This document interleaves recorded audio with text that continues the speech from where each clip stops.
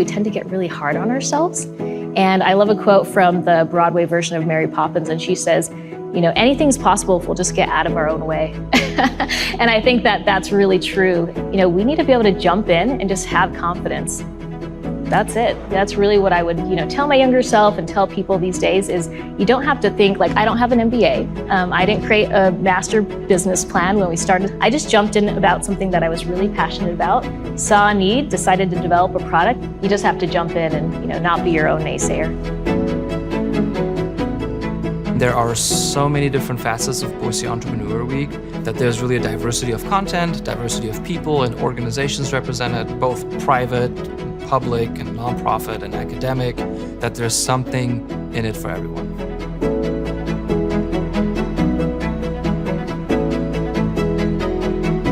Entrepreneurs listen, they learn, they test, and they pivot. And you can do all those things when you have a support network that helps you in your quest to do that. And that's what Trailhead, and I'd say BEW, has created.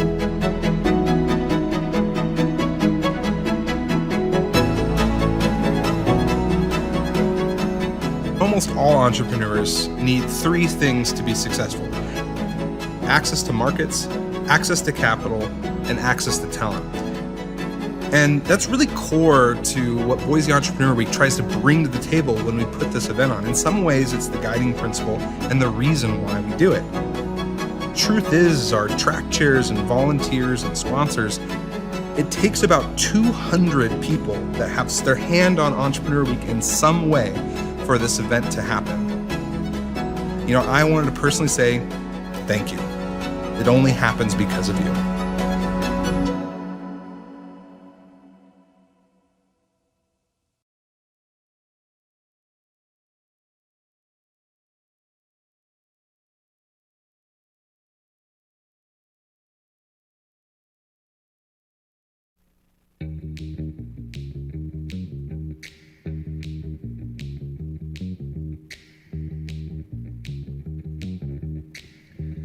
Welcome, Boise Entrepreneur Week 2023 edition. I'm here with Isaac Belden at the Continuous Conversation.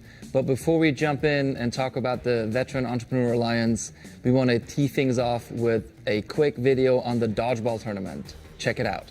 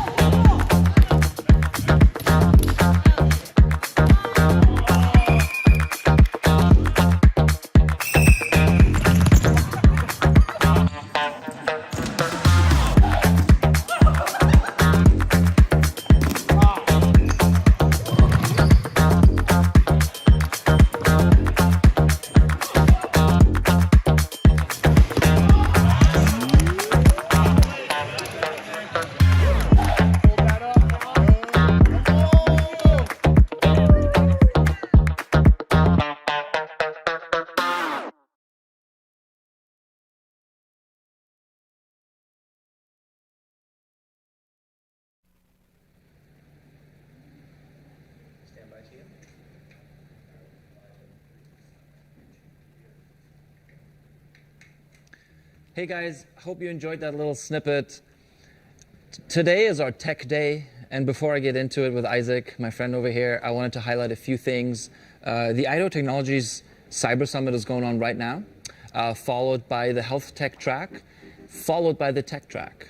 And if you want to join us, it's not too late. You can register for free at boiseentrepreneursweek.org. That said, I hope you had a chance to check out that dodgeball video we just showed. And I have with me Isaac Belden from the VEA, who participated and apparently took a few too many balls to the head that day. Tell us how you did. So I can say that I am actually a two-time loser because our team got beat and then I joined your team and got beat again. So I almost forgot about that. That's right. You came. so no, it was a lot of fun. I always loved the dodgeball tournament. I think we were a little bit more competitive last year than we were this year. So we've got some ground to make up. You had a fun crew. You did last year too. So how is it with? And I want to jump in and talk about the VEA, this community around veterans that you've built. I sense a lot of camaraderie. The guys that were playing dodgeball, most of them seem to run their own business. And tell me a little bit about the community. Yeah, so I mean, in the veteran community, I would say more than most, right? Camaraderie is kind of the thing, right? It's kind of a overall theme. So a lot of the players on our team were veterans. Some of them weren't. A lot of them were actually Mission 43 staff who have really kind of embraced the VEA, and we've come together to do some really cool stuff together. So yeah, it was just a really fun group of people. Whenever you get a group of veterans together, you never really know what's going to happen, but you know you're going to have a good time. So yeah, Brian told me you lured them in with just enough details, but not too many. You brought up Mission 43. I think that's a great segue. Before we talk about them, you've come a long way with the VEA. You've been part of Entrepreneur Week and Startup Week. Give us a synopsis, like a brief on the story of how you created the organization, kind of where it came from, the ethos of it, and then let's talk about the partnership with Mission 43. Yeah, so man, it's been a journey. It's been like one of the most rewarding things that I've ever done in my life. So for me, entrepreneurship actually is something that turned things around for me. After my time in the military was over, I kind of found myself not really feeling like I had a place. And I did a pretty solid job of screwing things up for a little while, just being a jerk. And it wasn't until I got my first taste of entrepreneurship that I realized I just didn't have a purpose anymore. I didn't have a mission. And so I started my first business. Well, really my first taste of entrepreneurship was more intrapreneurship. I was working inside a company, building out a program for them.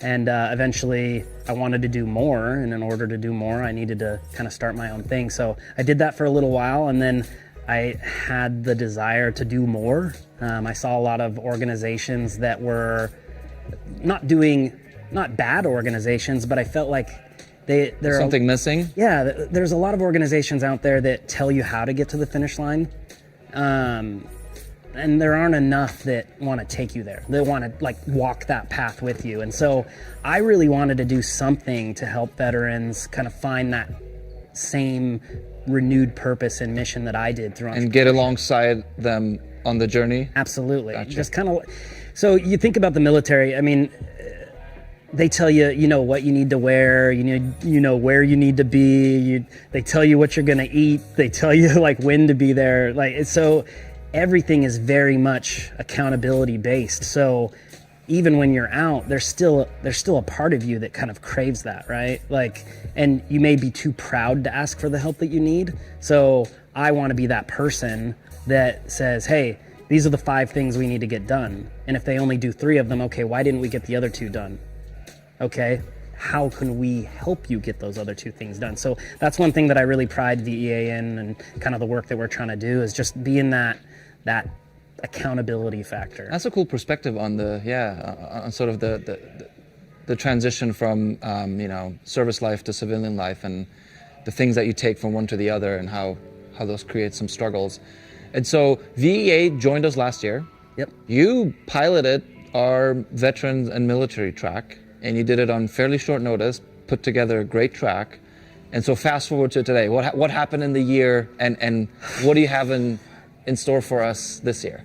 So I had a little bit of like a sleeper there with Gentry Jensen last year. Former Navy SEAL, just a really charismatic guy, so he definitely helped carry the load a little bit there. But in the last year, we've been growing like crazy. We were sitting at like 54 members in 2022, and we're rounding out 2023 now, and we're sitting at about 170 members, which is incredible. 3x. So we've had explosive growth.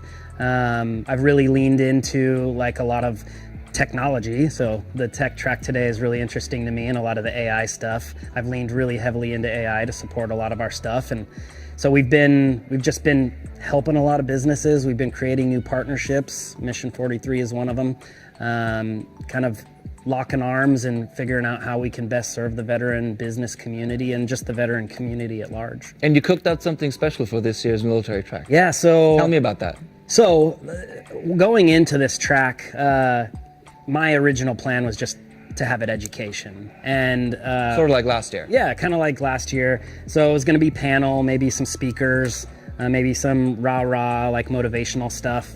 And it was actually Mission 43 that offered to put up some prize money to make the pitch competition that we're going to have. So the first ever military and military spouse pitch competition at Boise Entrepreneur Week, $10,000 in prize money up for grabs. And we've got 8 veteran businesses pitching, and I'm really excited about it. Half of them are my members from VEA, and the other half are new members that came into my sphere because of Mission 43 and their entrepreneur program. So yeah, it's an exciting thing. Like I'm doing live feeds every single day, like trying to motivate people to come out and support these folks, because I see him, getting up and pitching isn't the easiest thing in the world to do, right? And so I just really want to have people show up and show out for these folks. I can't tell you how grateful we are for this. So first of all, 2 organizations, Mission 43 and VEA, who work in a similar space with similar constituents, working together to put on something at BU that then places cash in the hands of those that you serve. This is a full circle, baby, right? I mean, started with a simple track and some education, and here we are just 1 year later, already handing out checks. Yeah. You said there's 8 of them? There are 8 businesses. And when is the competition? So our entire track is from 10 to 1. We're going to do education from 10 to 11:45. We'll have a 15-minute changeover, and then from 12 to 1, we'll do the pitch competition. And on what day is it for the folks that may want to come down and join us for that? Thursday, October 5th on the 6th floor. Okay, so Thursday from 10 to 1. Did I get that right? Yep. Cool. Well, you guys, you heard it.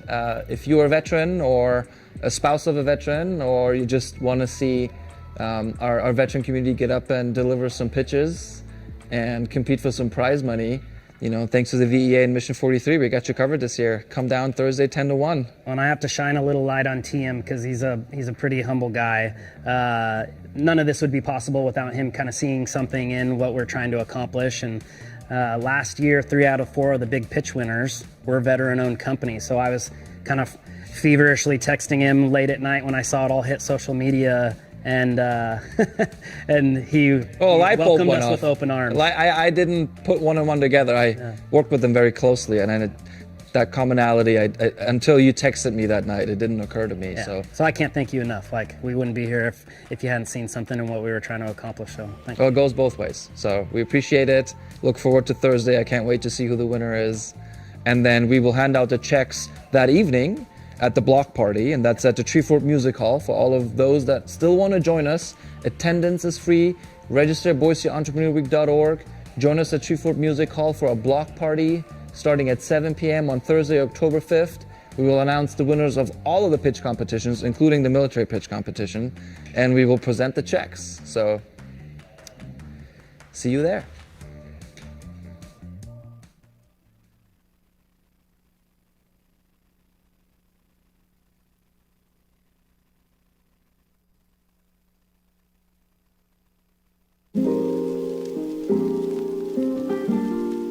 I'm Jacob. Welcome to Trailhead.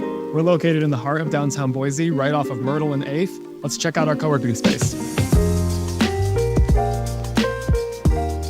Our memberships are designed to be affordable and accessible, starting at just $75 a month. You can see over here our hot desk membership, which is great for anybody looking for a co-working space during normal business hours, Monday through Friday. You come on in, you find a desk that's open, set up, and you do your thing. If you're looking for a co-working experience that has a little bit more privacy and flexibility, our premium membership, the dedicated desk, might be a good fit for you.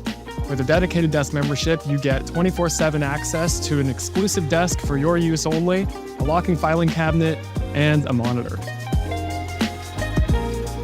Outside of our co-working space, Trailhead also offers several programs and resources to entrepreneurs and local startups. Our flagship program, Boise Entrepreneur Week, started in 2017 and has since delivered over $600,000 to local startups and entrepreneurs. Outside of Boise Entrepreneur Week, we also put on a program called Boise Pitch Night, where every quarter we put 4 or 5 entrepreneurs on stage right here at Trailhead, and we have them pitch their ideas to a crowd of investors and community members. For a full list of our events and programs, check out our website event calendar at trailheadboise.org. And that's Trailhead. Whether you're an entrepreneur looking for support for your business, or you're a remote worker looking to switch up your home office environment and find a community, we might be a great fit for you. So check us out next time you're downtown.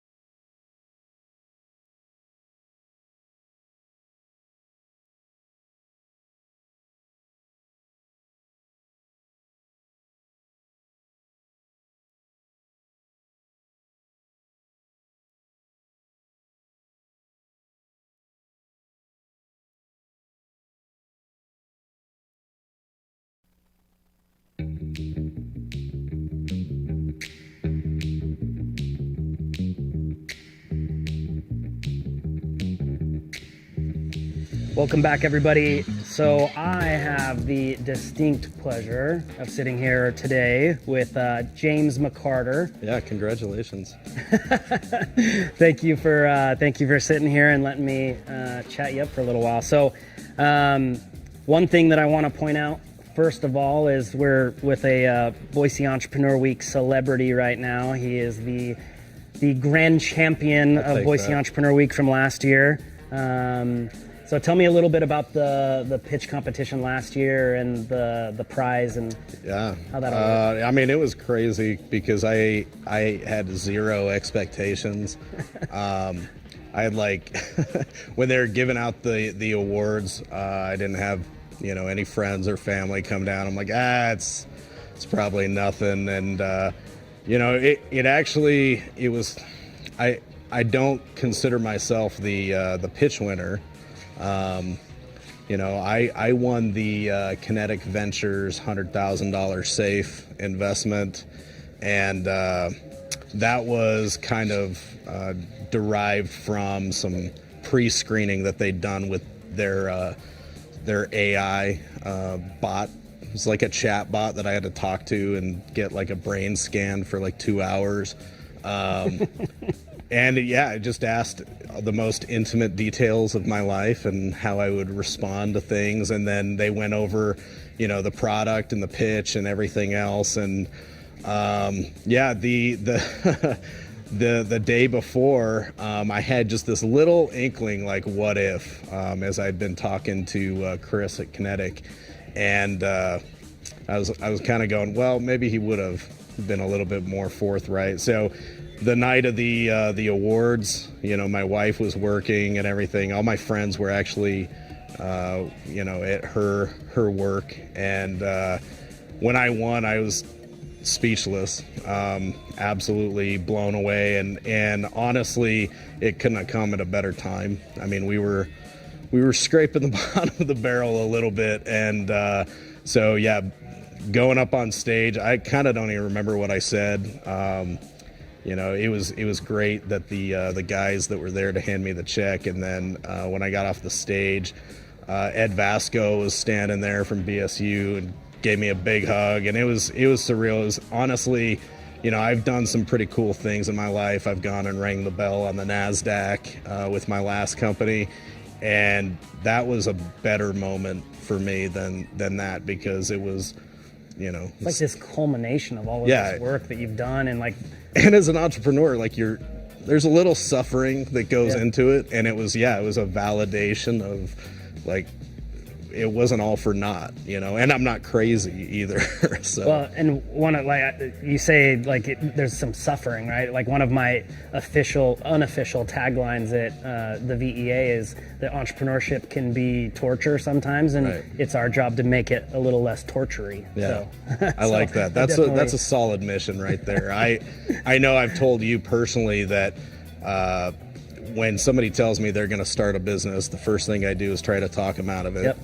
And actually, that's something that I stole from your bag of tricks, and now I do that all the time. And if you can't be talked out of it, then I'll do everything I can, right? But if you can be talked out of it, you probably should be. Yep. Because it's just not the right time. You got to be real about what it is. And I'll be honest, I'd gone through it. This is kind of I was the first employee at another startup, but this one was. We started just before COVID. Mm-hmm. It's been crazy. It's been tough, and we still pulled it through, at least to this point. Knock on wood. Before we jump into kind of what your company does, correct me if I'm wrong. That $100,000 investment from that company, didn't that turn into another? It led to another opportunity? Yeah, it's kind of funny too, and it was actually a little sweet poetic justice that we ended up getting a match for that safe from Capital 11. And why I say it's a little bit of poetic justice is I did a pitch for them about 3 months earlier, and they turned me down. And to their credit, they came to me after and were like, look, I don't think we gave you enough time to really understand what it is, and didn't maybe give you a fair shake. And I thought that was really awesome. But yeah, that really propelled us forward. And then we got a great contract with a large conglomerate over the last year. So here we are, still rolling. I think that says a lot about an organization, like to be willing to kind of like to come to you afterwards and admit a mistake, right? Agreed. To be able to say like, hey, listen, we probably didn't handle this maybe the way that we should have. And Right. Here we are, cards on the table. Yeah, and I mean, people put their faith in me, that I don't take that lightly. And Yeah. so, I mean, it had a profound impact on me that, you know, the people that have, you know, yeah, we've got it here by a lot of hard work, but a lot of people behind us that believed in us, believed in me. I mean, that means everything to me. Absolutely. And I hope I can, you know, repay them by making them a lot of money. Well, so we've talked about the wins, right? So tell me a little bit about your company, about what you do, and then I think if we've got some time, like dig into some of the, like, because everybody thinks like, okay, win, win, win, win, win. I'm sure there's Right. been like some really rough times Oh, too, dear and God, yes. kind of some losses and things that you've had to learn from. Yeah, absolutely. So we're a cyber intelligence and analytics company. We focus heavily on cyber risk quantification. So really what that means is we're able to take an in-depth accounting of where your gaps are in your cyber program and basically quantify that so that, you know, in terms of financial risk, so that we can look at it and go, look, you have, say, $500,000 in risk.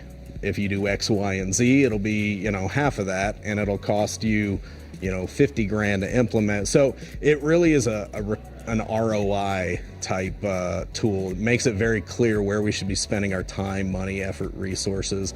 On top of that, we do cyber operations training for practitioners. You know, we also do some services for organizations that are like, okay, you found all these gaps, great. Now, can you fix them? So that's kind of the follow-on to what we do.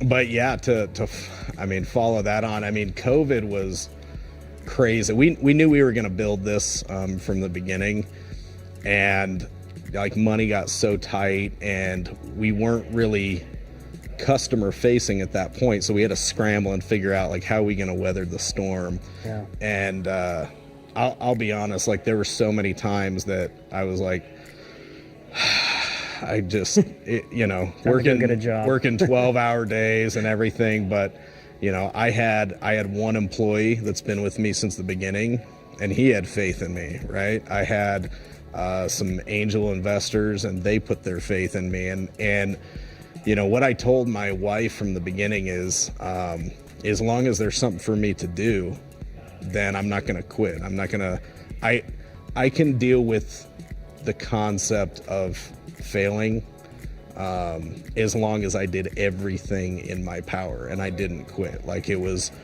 you get to a point where it's like beyond my control. But yeah, a lot of times in COVID, I had, you know, a couple early employees come and go that, you know, kind of left us high and dry, and some things cost us a lot of money.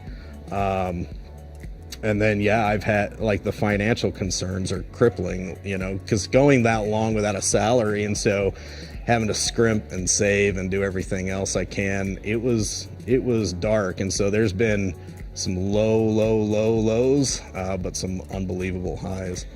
Well, obviously there's a lot in there, but if there's one thing that I think I would pull out of there that I think everybody should really hear is like believing, like having somebody believe in you can be kind of a game changer, right? So if there is somebody in your life that's like going through the struggle, going through the hustle, and you believe in what they're doing, let them know. Absolutely. Like, because it can mean the world to them. So absolutely. yeah. Cool. Well, thanks, man. Appreciate it. Yeah. Thank you for coming and letting me grill you. My man.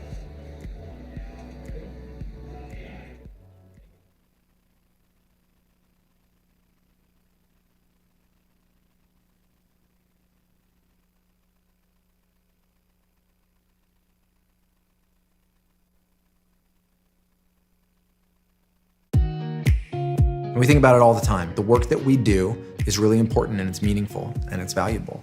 For example, somewhere today in the US or somewhere else in the world, there's a person and a family getting an early diagnosis of Alzheimer's. And they might get that diagnosis years before what was previously possible, which gives them time to either find some type of intervention they can put in place, slow the process, or at least plan for what is to come. That is possible not only because of the great work of neuroscientists and others who developed these diagnostics, but also because of the important work that was done by vinyl engineers and designers to turn that into something digital that can be scored perfectly every single time.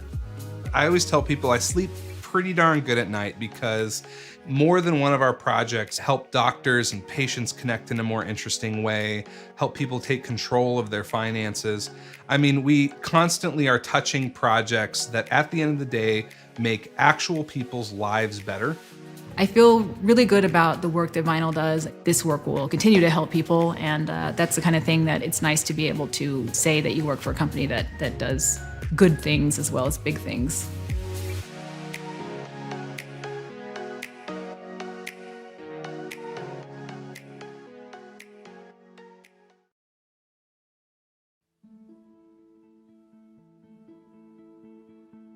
Mom and pop shops,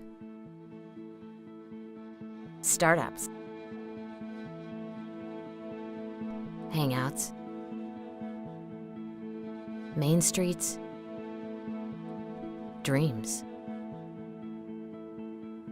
The economic backbone of our communities. To support them with CARES Act relief, our teams went into overdrive, working round the clock, ramping up to process SBA Paycheck Protection Program loans in unprecedented volumes.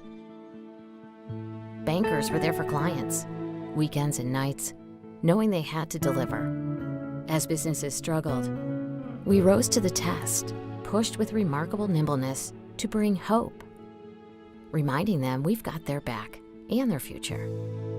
Zions Bank, SBA is our middle name.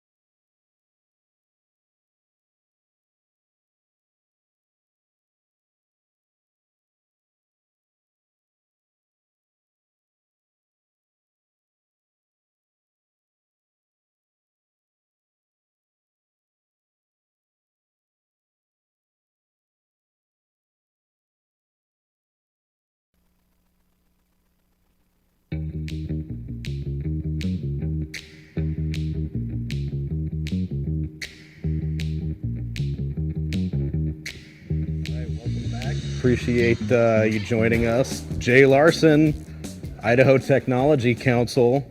How are you, sir? Doing great, James. Doing great. Great. Yeah. Well, tell us about your experience here so far at Boise Entrepreneur Week, gearing up to it and execution. James, I think the biggest part that took place was on Saturday. I was able to help officiate one of the biggest events that takes place as we launch Boise Entrepreneur Week 2023, and it was the dodgeball tournament.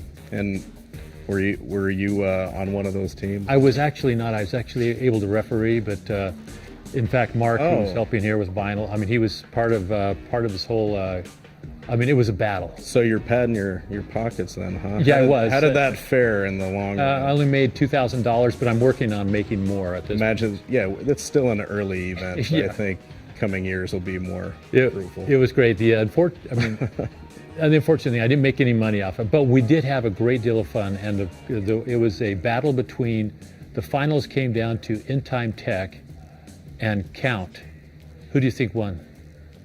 I don't know, those In Time, Jeet's in pretty good shape. Yeah, so. he is. Unfortunately, he didn't. If he would have come, they probably would have won, but Count came back and they repeated, so they're starting a legacy. Right. Wow. In the legacy of some kind. I was hoping the upset, but it didn't happen. Jeet needs to step up. He needs to come in. You're exactly right. Jay, are you telling me that I could have paid you off?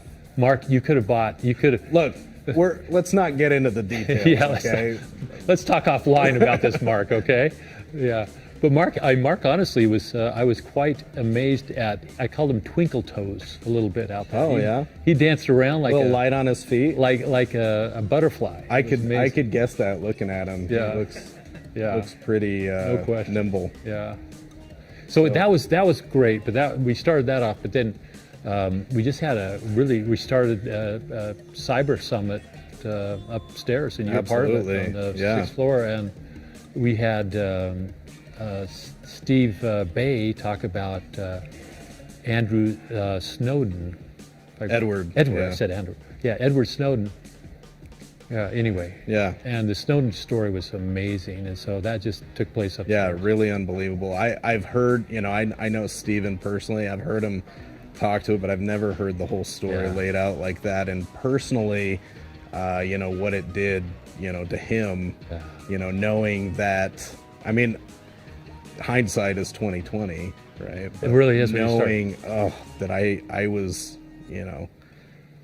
partially responsible for this person being here and, getting all this time off to do all of his shady stuff. That's got to be tough pill to swallow. Yeah, and you sit there and you go, he was trying to help an employee live a better life, and the employee, he didn't realize the employee's motives. But his story was so good because it talked about what course of action he could have taken or what suggestions he would have in future. So that was really good. Yeah, and as a cyber guy, I was picking apart the little things like, data loss protection and zero trust and all these things. But back in 2013, those were not really industry norms, and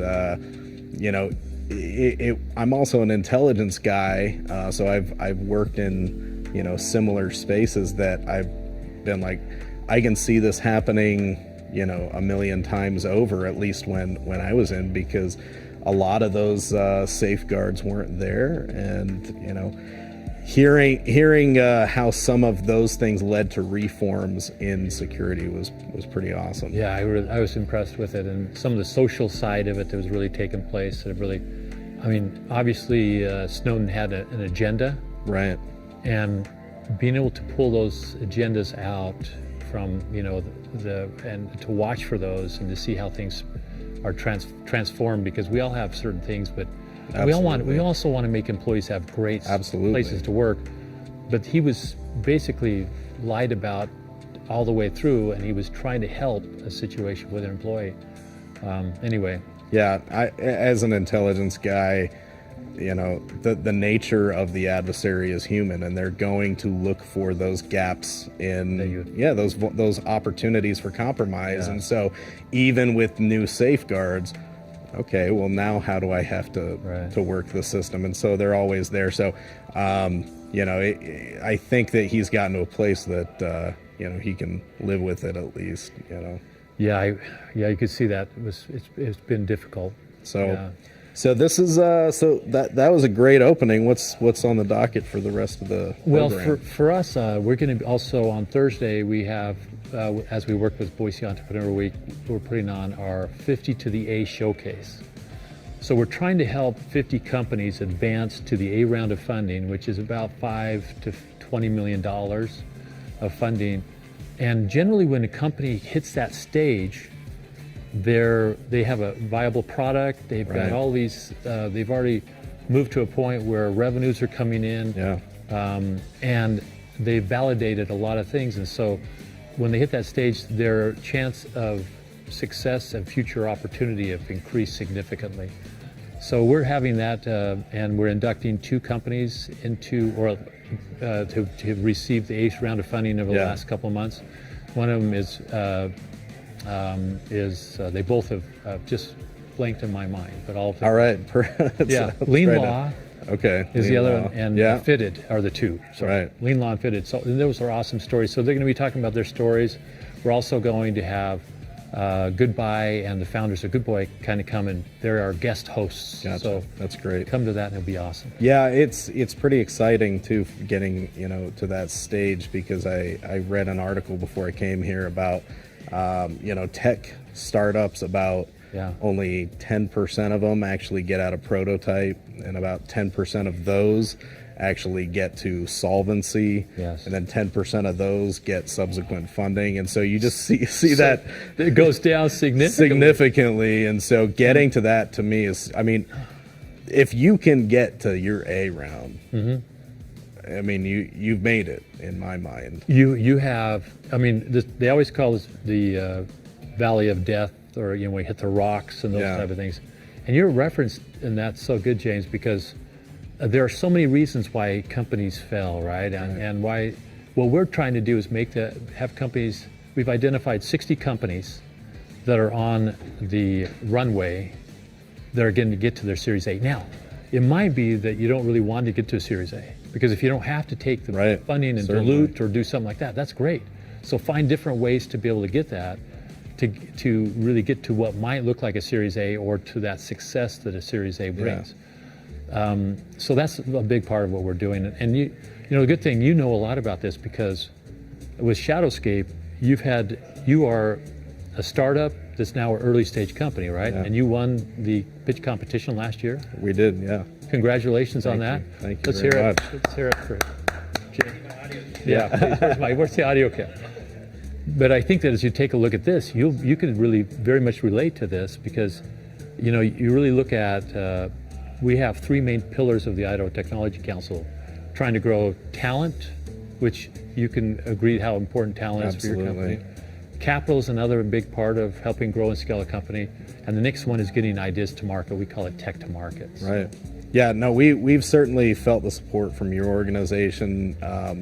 It's been a huge ally for us. And I wake up every day, and one of the first things I do is jump on LinkedIn and look at all these other startups and people that I've pitched with, and follow them and start to see what's working for them and what's not, because you're never done. And having someone to kind of be in your corner to just, if nothing else, provide opportunities to get your message out there is so absolutely vital. 100% agree. We've done hundreds of events, over the last 15 years. Yeah. And the number one thing that people like, why they come to an event or something like this, it's like when the Boise Entrepreneur Week and the cyber track that we just did upstairs, is to hear stories like the one that Stephen Bay just talked about. Absolutely. And then the ones you would do is you want to come and you want to learn from how people have done it, and what are the things that I can learn, so I might be able to avoid some pitfalls, or I might accelerate something in a different way. And that's the number one piece of why people come, is because they want to learn from what experiences you've had. That's right. There's a lot of mistakes to avoid, and I want to make all new ones, not the same ones. 100% agree. Anyway, appreciate you, Jay. Out of time, but we'll be right back. But first, a word from our sponsors.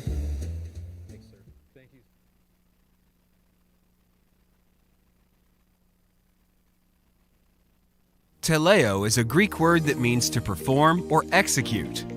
In 2018, Teleo's founding partners came together at a local pizza joint in Los Angeles and hatched an idea that led to the formation of a private equity firm focused on special situations and corporate carve-outs within the lower middle market.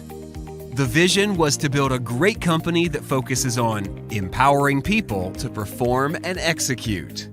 With the founding partners' long-standing experience in private equity and backgrounds in athletics, they began building a firm culture centered around teamwork, integrity, a sense of humor, and being dangerously unselfish.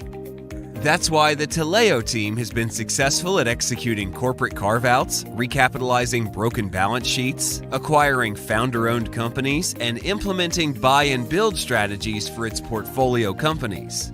With offices in Boise, Idaho and Los Angeles, California, Teleo uses its operational resources and capital base to empower management to perform and execute on their business plans and growth strategies. And now that small idea hatched at a pizza joint has now grown into a thriving company.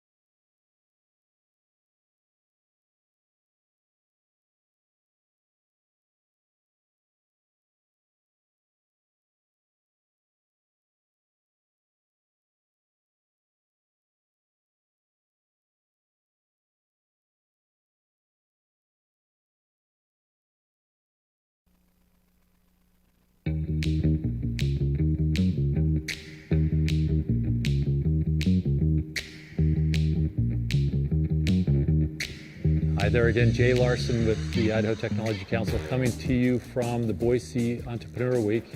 We have Ken Brook with us today, and Ken's got a great story as a kind of a digital technologist in advertising, and has moved here from multiple areas, but most recently from Sandpoint down to Boise. Yep. Tell us a little about you, Ken. All right. Well, thanks, Jay. I'm happy to be here. And so my background's in digital advertising technology. I'm a serial entrepreneur, and I recently moved to the area late last year, so it would make sense for me to be here at Boise Entrepreneurs Week. And right before COVID, I wanted to get out of Los Angeles. I had my office there in Santa Monica around the beach. And my last venture was MetaX ad chain.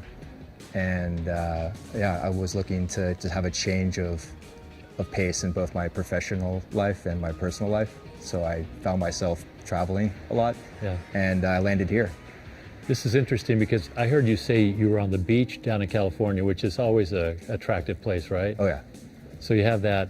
What caused you to want to move out? From California to Sandpoint in Idaho? Really, it was just to kind of take time for myself, to have some self-reflection, like just to have the time and space. And nature has an amazing way of healing. And so I just wanted to put myself in nature. And so you can't beat North Idaho. Oh, you can't. And I love fishing, so it was a great spot for me. Yeah, we already said this, Brook as the last name of brook trout. I mean, you probably... many brook trout. Yeah, many brook trout. Yeah. This is kind of interesting because 36% of the people that are moving into Idaho over the last 3-4 years since COVID have come from California. Yeah. And so we've been kind of really looking at that. What are the reasons behind that? And for you, it sounds like, I love Zen moments, where you kind of get balance is really a big part of life. It sounds like that was a big thing for you. More important than people realize, and I think people are starting to realize that more and more. And I think COVID was really kind of a paradigm shift for people's thinking as to work-life balance, what's really important. And they start to look at their current situation, like, why do I live here? Why do I work in this office? Right. What am I doing? Right. And so there's a kind of a shift. Oh, a major shift, and I think that's one of the big things as you continue to evolve in your career and all the things that you're interested in. That's probably one of the biggest things, is figuring out how that balance is. And Idaho has one of the things that seems like it's really attractive for Idaho is we seem to have a balance right now. We got to keep that, right? Yes. So you moved from Sandpoint, which, Lake Pend Oreille. Yep. You lived in I heard Sagal, if I read that right. Yes, I did. Off of Dufert. Is that right? The dirt side of Dufert. The dirt side. So, we inducted Forrest Bird into the Idaho Technology Council Hall of Fame, who was one of the top. He lived up in Sagal. I don't know if you heard of him, but he passed away about 5 years ago. But he was one of the top doctors that helped bring respirators, like the bird respirators and stuff like that, to be able to help people from the iron lung years ago to respirators. There's not many people in Sagal, but I know it was crazy. He was fantastic. But so you came to Boise. Talk about why you came to Boise. I was invited to be a part of the Hackfort event, the technology side of Treefort. Yes. And so Sean Wakely is someone that I met up in Sagal because his father lives up there. And so I befriended Sean Wakely, and he was the director of Hackfort. And he heard about my story, and he's like, you got to come to Hackfort and talk about it. And so that was my first time visiting Boise, and I kind of fell in love with the city. It's a small city, but it's big enough to have that feel of a city. And I loved all the people, and I started to learn about the community here. Yeah. And I went running up in the foothills. Right. And I was like, okay, I can spend some time here, and then I just didn't leave.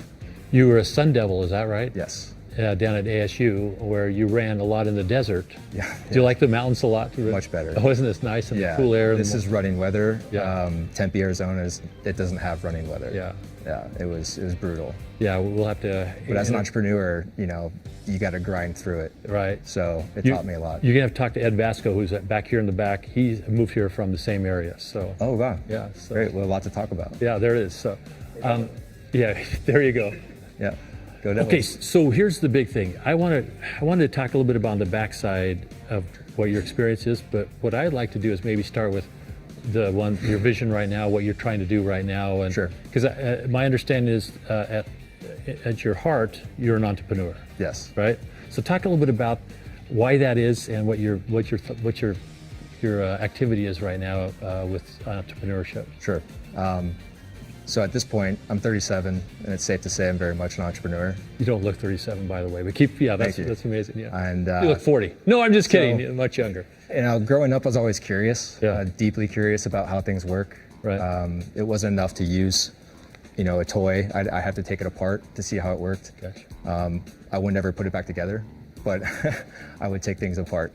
Yeah. And, I would figure out how could I do something that I love and get rewarded for it. Right. An example, I lived in Dublin, Ohio, and I met an older family friend, Harold, who would just tell me all these amazing stories about his life, but he'd also teach me things about the woods and, ginseng root. So I would always be out in the woods exploring anyway as a kid.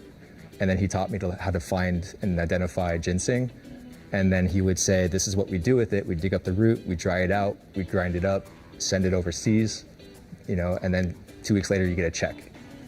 And so I would go out in the woods and I would dig up ginseng, we'd mail it out, and then 2 weeks later I'd get a check for $60. Wow.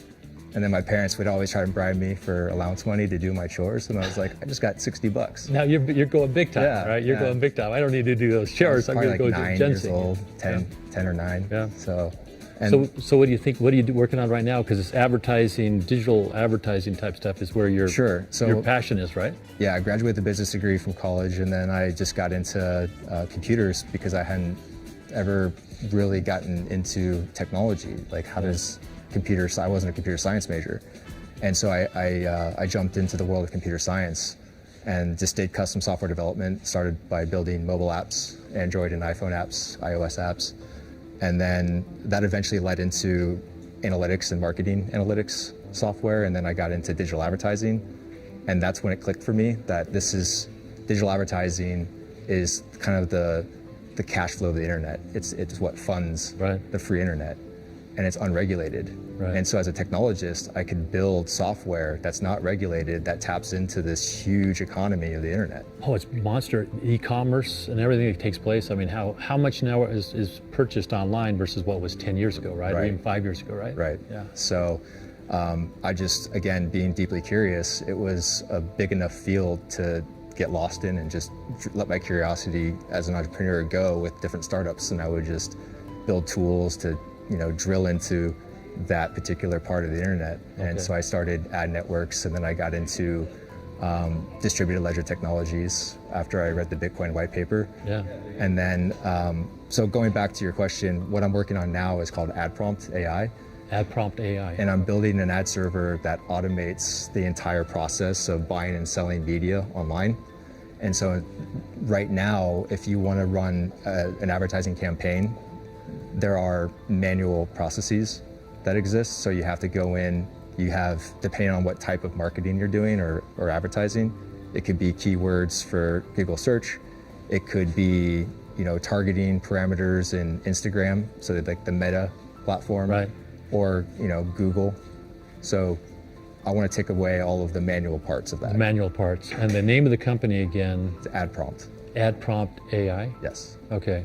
Adprompt.ai. Adprompt.ai. I think anytime you put, you just put word digital in front of everything, and that was a big thing. Now you put AI in something right now? Yeah. I mean, we've had 4 talks. It's the first day of, Boise Entrepreneur Week. We've had 4 talks so far, 2 of which is on generative AI. Yeah. You can't avoid it. Yeah, you're right. 100% agree. Well, we're going to look forward to hearing more about what Ken Brook does with his entrepreneur drive, which is inspiring. So thank you so much, Ken, for being part of what we're doing. Yeah, appreciate it so much. And we'll be back.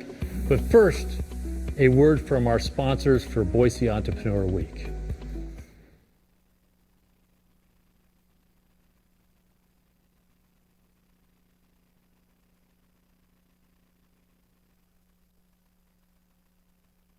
Albertsons is bringing the fresh every day. Crispy, juicy, delicious. We're cutting fresh so you don't have to. Slicing fresh in store. Icing, baking, and flower bouquet making. At Albertsons, this is how we do fresh. Come and get it.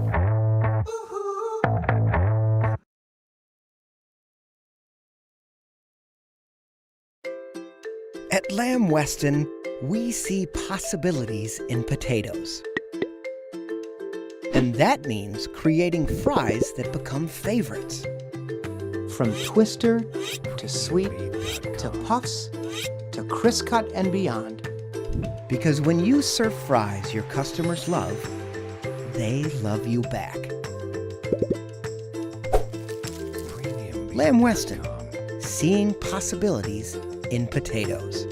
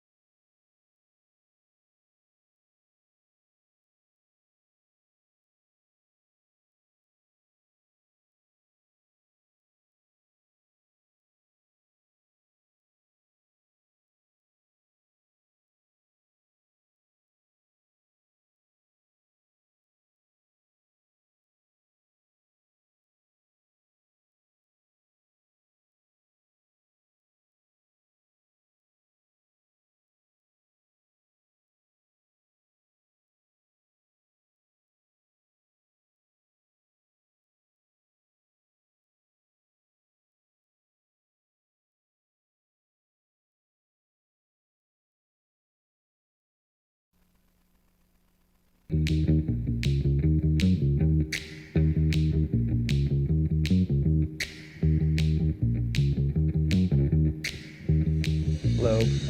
this is Ken Brook, and here we are. Ed, we just met about 15 minutes ago.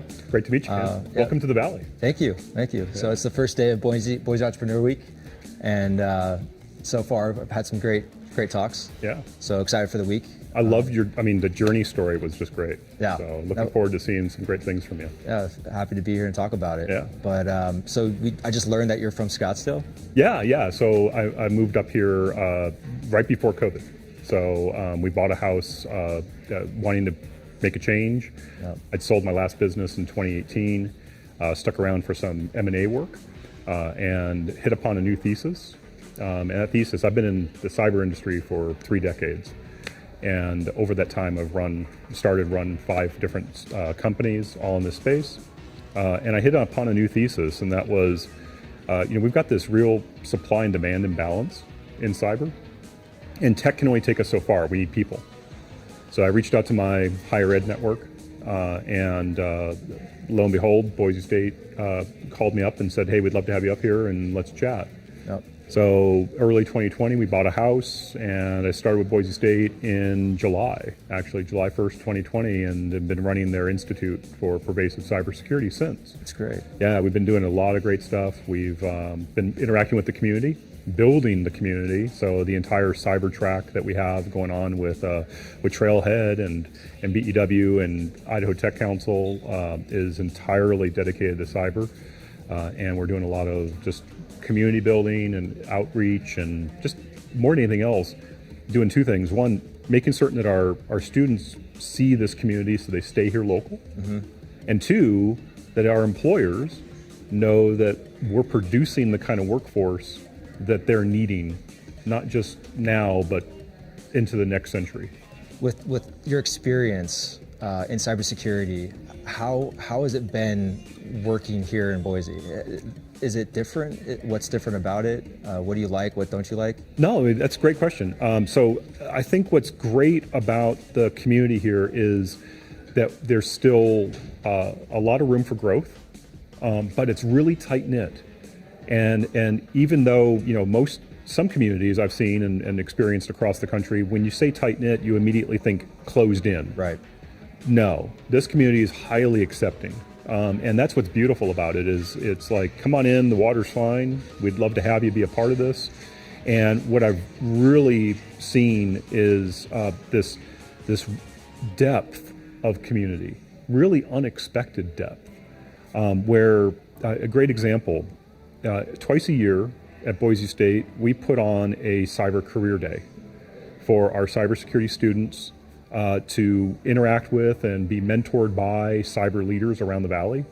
And we constantly have cyber leaders that are just joining on in and jumping on in and helping us with that kind of mentorship and that guidance.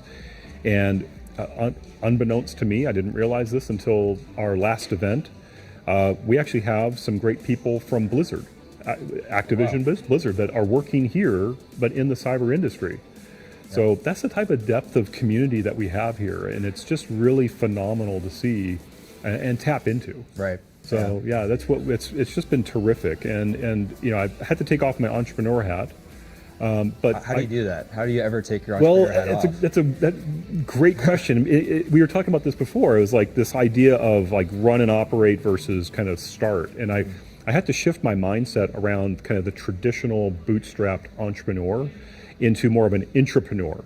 Okay. So here I go into a large organization like Boise State, and in doing that, the great part about what they enabled when we started the Institute was they gave us the space, they gave us the runway. So they almost acted as a funder, so to speak, a capital partner in that regard, to let us get the Institute started and let us really kind of blossom the cyber programs at Boise State and the platforms that we have been able to develop to help Idaho. And so in doing all that, I just had to kind of take off the traditional E hat, the entrepreneur, and put on the I hat of entrepreneurial. And that was a really great, I think, opportunity for me, because I've been used to, the traditional bootstrap, first year, you know this, I'm as a right serial. now. Yeah, I'm in the trench. Yeah, you are right now. And you're like, that kind of day in, day out grind. Yep.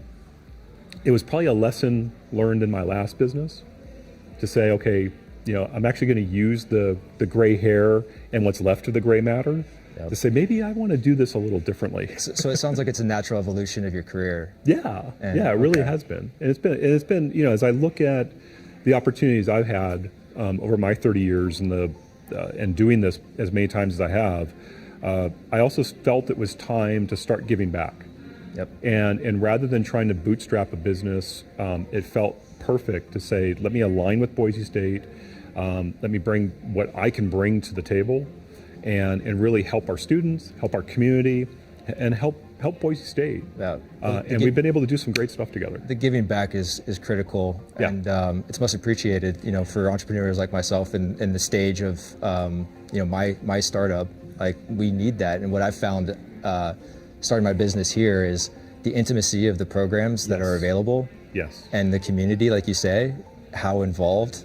And it's been amazing because, working out of Los Angeles, traveling up to San Francisco, going to New York, you kind of get lost in the hustle. It's all there, it's exciting, and there's huge opportunities, but this feels different. I just met with Jay at the Idaho Council. Yep. So there's a lot of resources there. I know the Boise Venture program, they have an incubator. Yes. Where they offer resources. I know the Idaho, the law team, they offer free legal resources to entrepreneurs and startups. And then I just joined the City of Trees Trailblazer program, which is driven by Perkins Coie.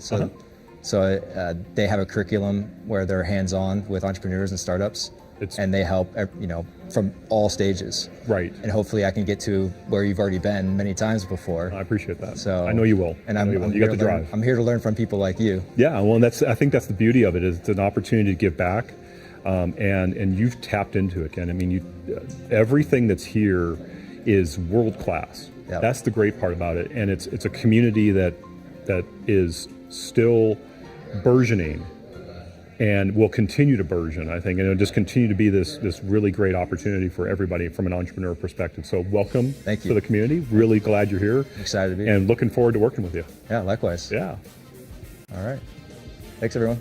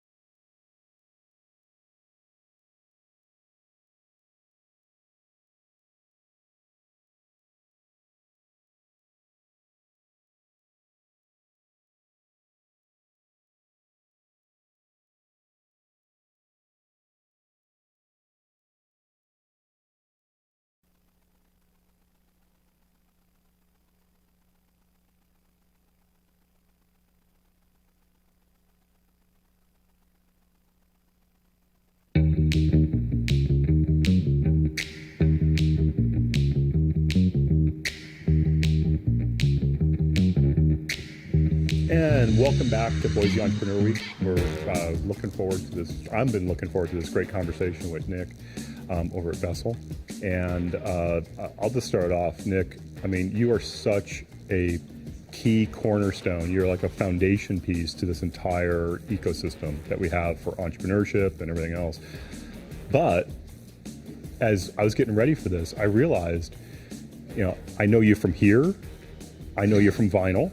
Mm-hmm. And certainly, we got to talk about it. I know you from your farm. The farm. Yeah. So, but here's the thing. I actually don't know your journey. We've just had such great interactions through this community that there's just this phenomenal kinship that we activated. But it was almost like, there's Nick. Awesome. But if somebody were to like interrogate me and say, what do you know about Nick? I'm like, he's got a farm. He's an awesome founder of vinyl, and he's just this great guy as part of BEW. But I don't know the rest of the story. Sure. Well, I mean, listen, I think I've lived here for most of my life. I went to the Meridian Technical Charter High School, and so, from a pretty young age, I was, building technology in various forms. And the truth is, in 20 years, I've never really done anything else, right? Like, I mean, my first job was still in high school, working for the city of Meridian, working on their network infrastructure, and it just kind of went from there. While I was in college was kind of during the Great Recession, right? So a lot of people who, during that time period, is a good idea to go back to school, went to Boise State. And, I'd been doing kind of contracts on the side to help me pay for my beer and ramen. And the two key things in college. Yeah, right? I mean, the necessary, the burritos, yeah. Few books here and there maybe, but, and that was a good thing because I made a little bit more than my peers per hour. I could focus a little bit more on school, but as I was going into my senior year of college, I was getting like just busier and busier and busier and busier and busier. This is like 2011, 2010, right? Things were starting to swing back. And I woke up one day, like right before I was about to sign up for classes for my senior year of college. And I was like, man, if I worked 12 hours a day for the next like 3 months, 7 days a week, I still probably couldn't get all this done. Yeah. Right. So I'd bitten off way more than I could chew. So I picked up the phone. I started calling friends of mine. I'm like, hey, I got to sub some stuff to you. And they were like, ho, ho, ho, way too busy, sorry. Yeah. And after like the 5th or 6th phone call like that, I was like, whoa, hold on. Like, if we're all this busy, there's actually another thing to do here, which is to build a company to service this need. Yep. And so, that's what we did. Those friends became partners in what is now Vinyl. We grew incredibly fast. 2012, 2013, we went from 6 to 51 employees in 18 months. Congrats. It was just kind of like bottle rocket lightning growth through that period. Went through a merger, got some new partners, some new folks came and worked for us, and we've been kind of just operating ever since then. Today, Vinyl is headquartered in Los Angeles. Our largest group of folks is here in Boise, including myself. And we build software every day of our lives, right? And so we're a software consultancy, mostly in the medical space these days.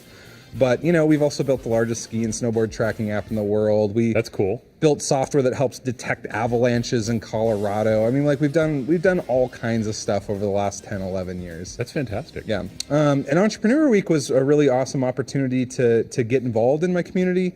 7 years ago, I became the co-chair, and this is a wonderful year because I get to just like kind of attend. Trailhead has taken it over, and I get to just like come and enjoy it. So that's awesome. Anyways, that's the long form journey there, and it's a wonderful journey. Now, of course, I got to put my Boise State hat on and think to myself, okay, I got to get you connected to our geosciences team on the avalanche stuff, because that just seems like there's a great connection there. So as a sidebar, we'll take that offline. I mean, I'd love to figure out how we can get you more involved. And it was the Colorado Avalanche Center that hired us to rebuild a bunch of their software, and that's what they do. That's awesome.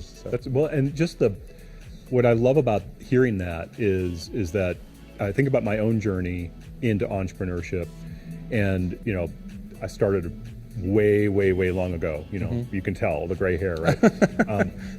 And call that executive hair. There you executive go. hair. There you go. Yeah, I think there's a Dilbert comic about that. Yeah, but the journeys are so similar that's what I love about this space, about tech in general. It's like, if you think about, you saw a need, you saw an opportunity, there's a shortage, and there's demand.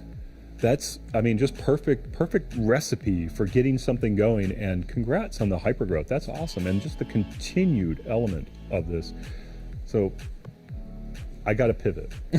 I got to pivot because, you know, as an entrepreneur, as a longtime community member, I even think about my own journey, and this is just a phenomenal thing that you've done is, you know, you got to find that outlet, right? You got to find that kind of what else, what other part of you is needs to be represented and taken care of. Family helps, but you've got a farm. Yeah. This is an amazing thing. I mean, talk to me about this farm. Yeah. So actually last year during Entrepreneur Week, the only speaking thing I did was I did like a 30-minute, like, talking about my farm and the why and all that, and the kind of short form stories. I've been thinking about this for a really long time. It's something I've wanted to do, and you know, I think everyone kind of has like homestead and pastoral fantasies, right? But like, it's a lot of work, and it's not that many people actually do it. Yes. And so 4 years ago, I bought a piece of land here. It's actually right by the mall, so it's like not, sounds like it's out in the middle of nowhere, the farm, right? But it's right here in the city. It's an urban farm. Bought a couple acres and terraformed it into this very large garden and animal husbandry operation. And you know, it was really about a couple things for me. One, I'm like convinced our food system is actively trying to kill us, and so, you know, if I can supplement like 6 months out of the year, you know, eating stuff that's grown directly fresh from the ground, that like my hands and the dirt, you know, that's on my land, like it comes from, I can probably like help that a little bit, right? At least in my own health and the health of the people around me. The second thing is I think that it's really important to have community spaces, right? Like Trailhead is one, you know, you could say Entrepreneur Week is one, like there's several places at Boise State that you would say are community spaces. Well, for me, like I'm more used to like building those spaces and instead of just kind of participating with them. And so this was an opportunity for me to build like another space where like I get to have a sense of community and the people who are around me get to have a sense of community. And it's like very much become that. The last thing is, you know, there's a little bit about sustainable living. You know, there's people who live on the property, they rent rooms. There's, you know, about using good water usage, good land usage, you know, and so there's a lot of like sustainable living theory that goes in there. Yeah. If we had more time, I'd get into it, but no, I well, as a sidebar, I just want to get together and just talk about that. That is such a great, and so second kudos for just seeing the opportunity and just taking the same kind of entrepreneurial spirit and applying it in a completely different area. That's just phenomenal. I have no background. I grew up in like an apartment. Like people ask me all the time, like, oh, because you're in Idaho, right? Did you grow up as a farmer? No, I had no idea what I was doing, you know, but entrepreneurs, that's what we do. We learn. We learn on the fly. We build the plane as we like jumped off the cliff, right, on the way down. So we figured it out. Right. You know? That's exactly right. Well, Nick, it's been an absolute pleasure. I really, really thank you for the time. Can't thank you enough. And just for being the cornerstone that you are for the community. It's been phenomenal in my time, my very short time here in the Valley, to get to know you. Now got to know you even better, and look forward to many, many years of just great collaboration and just future growth for you, for Vinyl, for the farm. And thank you. So awesome. We'll be back in a bit, and stay tuned.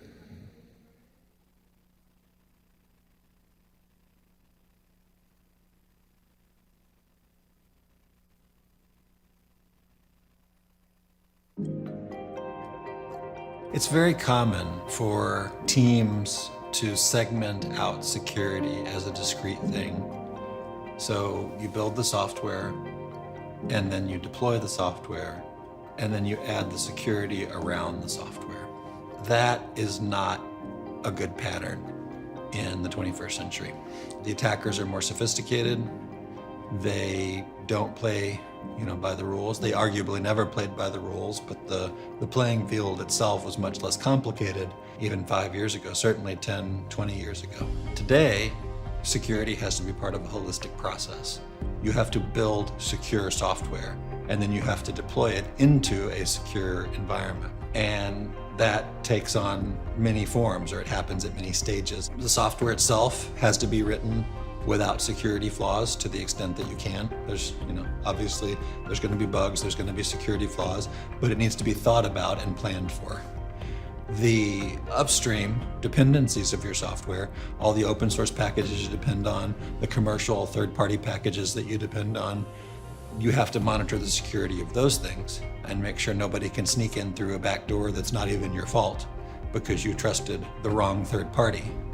And then you have to deploy it into a networked environment because all of our software is talking all the time to everyone these days on the internet. And you have to deploy it into a network environment that is secure.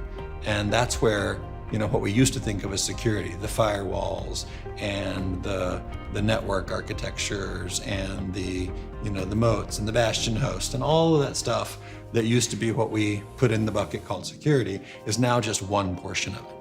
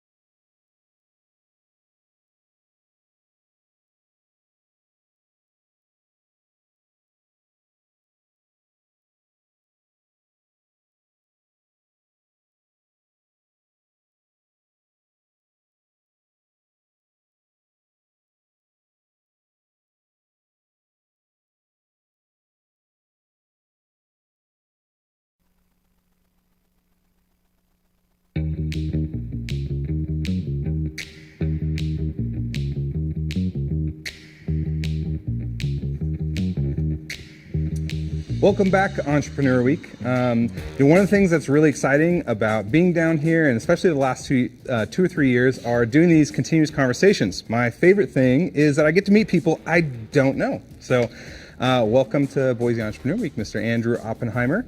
Thank you. I always like to start these conversations off with asking folks, like, what is the most interesting thing about you that we should all know? And my Jeopardy story. I got come up with. I gotta sharpen this. Oh man, I am 5th generation Idahoan, Boisean. So that's not that many people know that.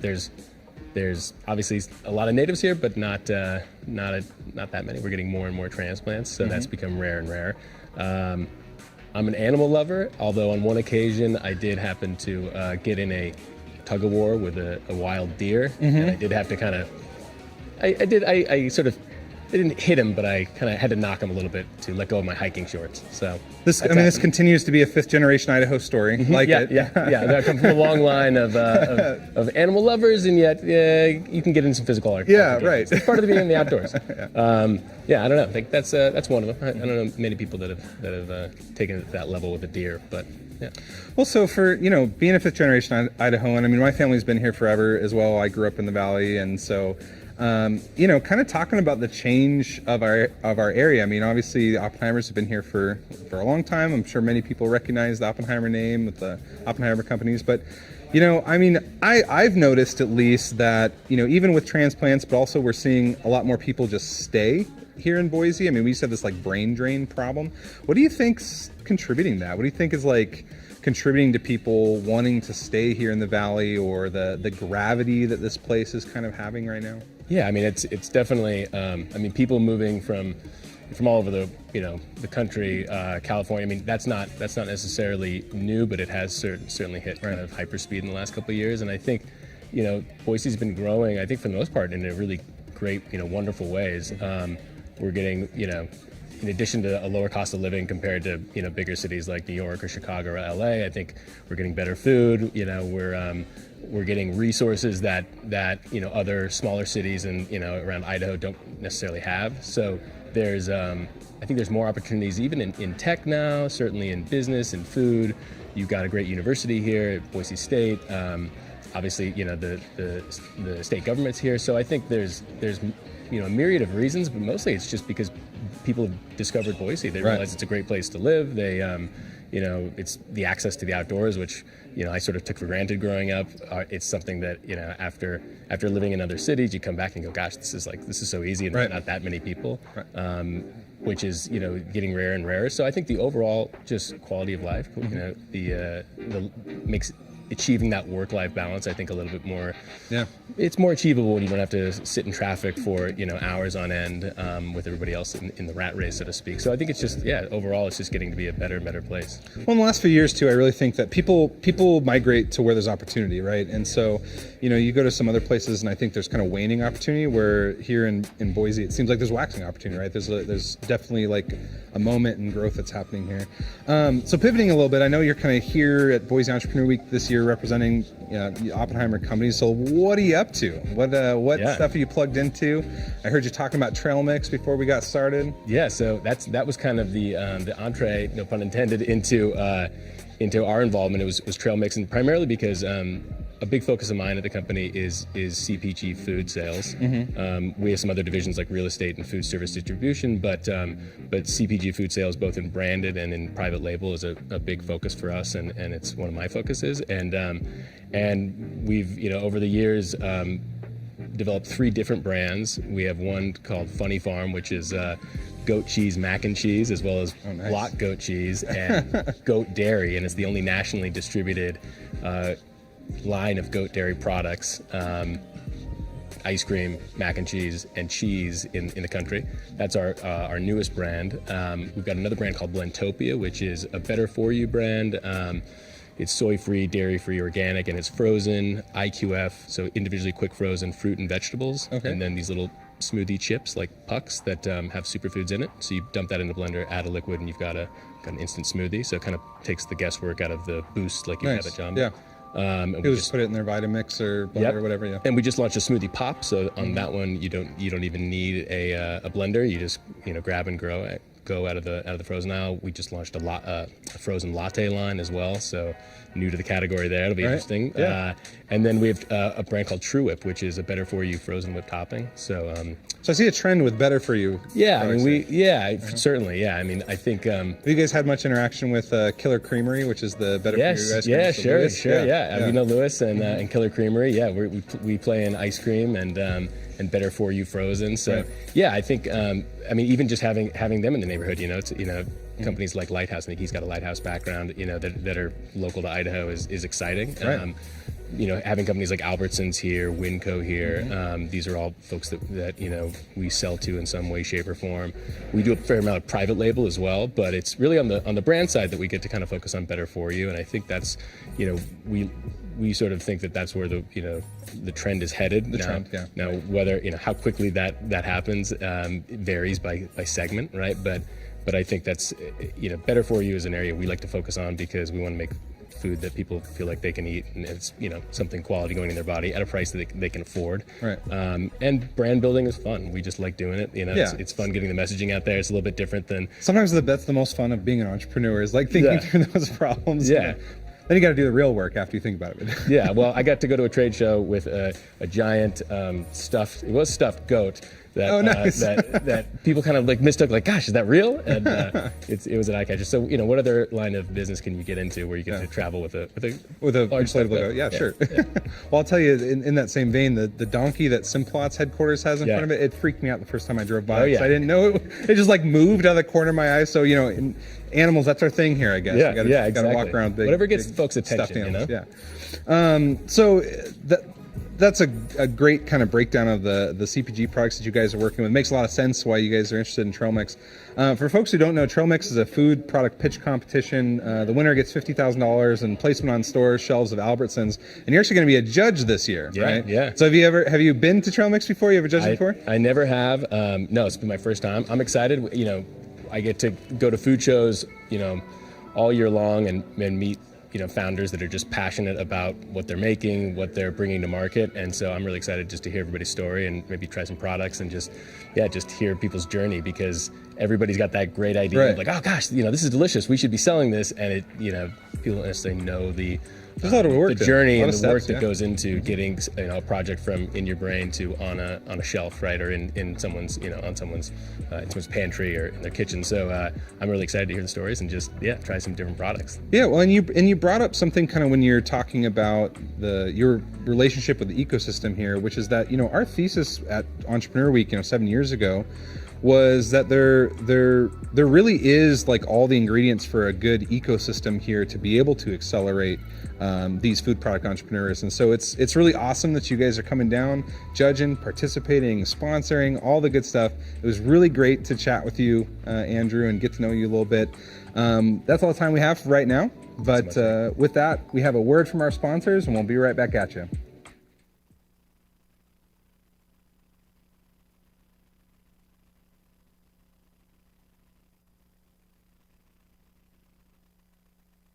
Ever since I started spreading word about new super crispy grown in Idaho frozen fries on TV, I've become kind of a celebrity. Cut from 100% real Idaho potatoes, they bake up crispy on the outside and tender on the inside.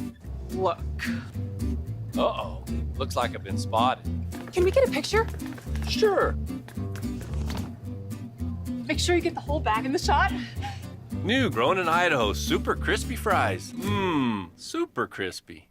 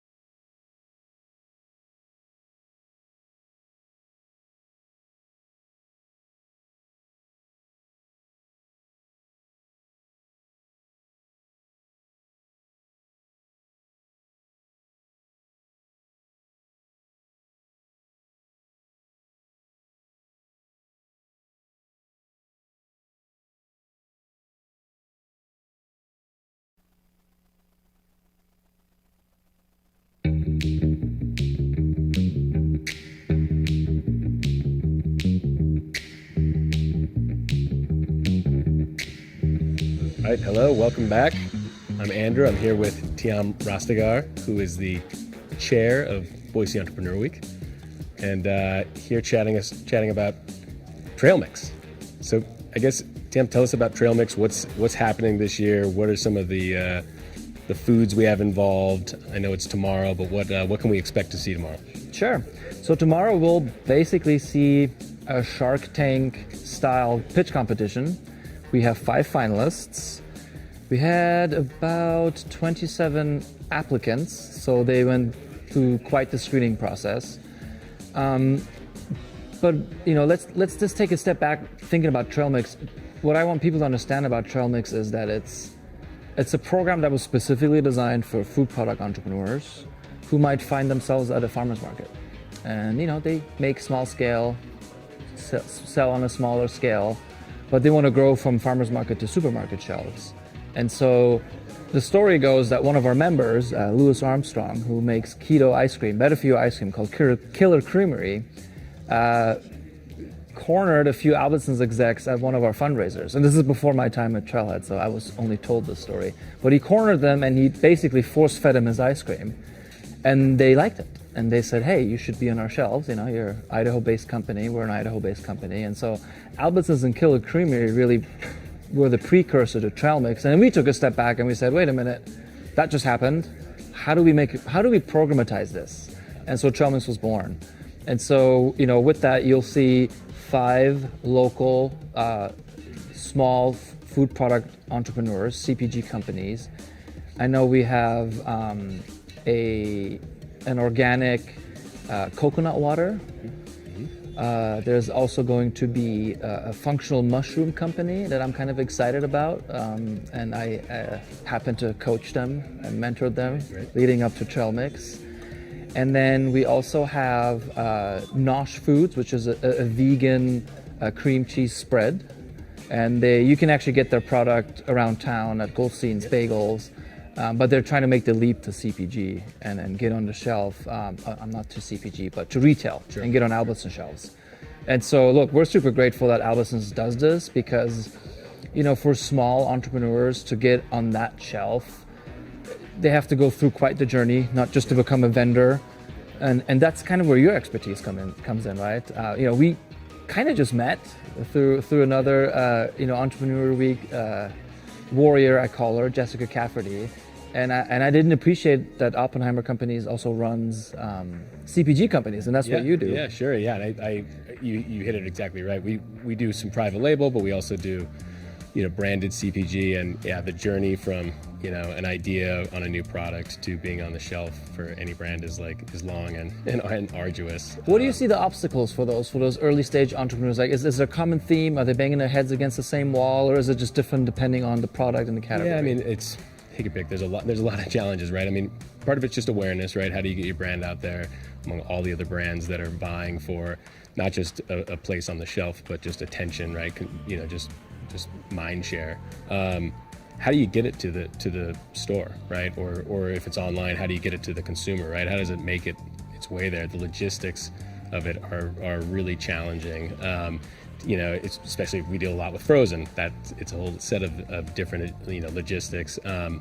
Getting it on the shelf is sort of part one, right? And getting it on the shelf is important. You got to get it there so people can see it, and then getting it off of the shelf is a whole other, marketing into people's basket, and then hopefully to the home. Exactly. So, I think those are big ones. Marketing and awareness, logistics, capital just to get your inventory made, right? Where are you manufacturing it? Is it being, product being co-packed? How do you get that continuity of supply? For many products, you produce it and then the clock is ticking, right? In terms of expiration dates and all that stuff, it's not like you have a shelf stability, right? That's a big one tomorrow, because I think 2 of the companies, speaking of logistics, they have to refrigerate their product, and so you being a judge, you'll get to taste their stuff tomorrow. But we had to figure out here at Jump. So where do we put it? Because they want to bring it in the night before. They don't want to do it all last minute.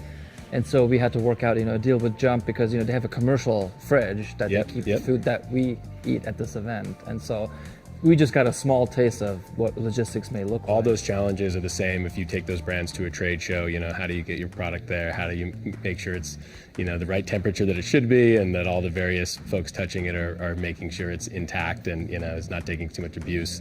So it's a huge part of it. Speaking of trade show, you were just at one. We caught up a little bit before you got on the camera. Yeah, I was at a distributor of ours, had a trade show, and then we have another food distributor buying group division where we had our own trade show. So I spent a full week in Las Vegas. So I was happy to be back and return to Boise and right a on. little bit, mellow it out a little Any bit. key takeaways? Is there any new innovation on the horizon, or was there something you didn't expect to see at the trade show? Yeah, plenty of functional mushroom stuff out there. I mentioned to Nick, we do a lot of better for you, so there's no shortage of better for you brands in that, in the space, both in frozen and shelf stable.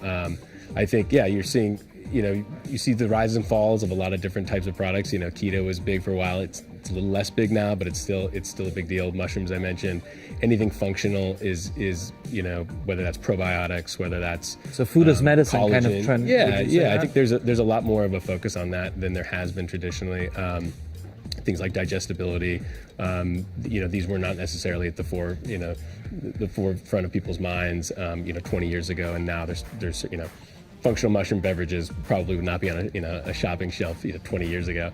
So that's definitely happening, and it's also fun to see all this this convergence in Boise. I mentioned the trade show in Las Vegas where there's tons of trade shows, but you mentioned giving local brands a chance to actually get noticed here in Boise, and I think that's part of the appeal of Trail Mix is they can actually find a forum to talk about their brands and present them to folks. You got to give folks a shot. Obscurity is one of the biggest killers of early stage entrepreneurship in general. You mentioned it, marketing, right? How do you get the word out? How do you let people know that you're here doing what you're doing? And Trail Mix is just one of many platforms, but it's proven to be. Boulder has Naturally Boulder, and Idaho, we here in Boise have Trail Mix. And so I couldn't be more excited for you to join us as a judge. I'm excited for tasting a lot of foods tomorrow. And you get to taste a lot. You get to ask a lot of good questions because you know the inside and outside of CPG of the business. So I'm excited for that. You do have a functional mushroom chocolate bar in your VIP bag. Ooh, I don't know what flavor. I didn't go that far in the reconnaissance, but I know there's something in there. So you'll get to taste at least one of the products ahead of time. I'm excited. And it's always fascinating just hearing from founders. They're passionate about what they're making. I always feel like I always learn a lot. I talk to a lot of founders at various food shows, and it's just the passion that goes into just launching it, let alone getting it on the shelf and everything we're talking about. It is no small feat. And food, I have to say, I'll double click on what you just said. Food especially because frankly, it's visceral, right? The founders who create the product, they either create it because it doesn't exist and they want to solve a problem that they have on their own, or, in Blue Toad and the functional mushroom company that you'll see tomorrow, it was a personal health journey that person was on. So I just find that the stories behind the food product entrepreneurs, they're more, there's a bigger emotional tie because, food is visceral. We put it inside of us and just looking at them as someone at a farmer's market who then has a product on the shelf would be short-sighted, and you'll hear the stories tomorrow. Yeah, I'm excited. And I can't wait for that to go down. And by the way, for all of you who still want to join, attendance is free. Go to BoiseEntrepreneurWeek.org, get your free admissions ticket, and join us at the Trail Mix Pitch Competition tomorrow from 5 to 7 right here at Jump. Andrew will be judging. I will be judging silently in the back, and we look forward to hosting all of you there. We'll be back, but first, a word from our sponsors.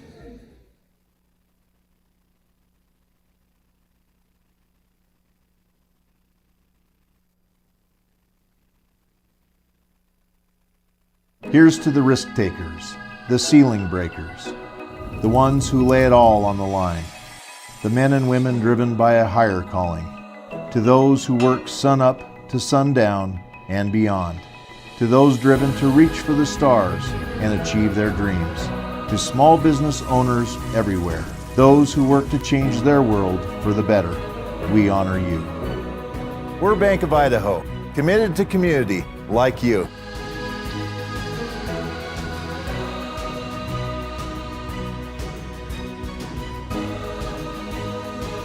Member FDIC, Equal Housing Lender.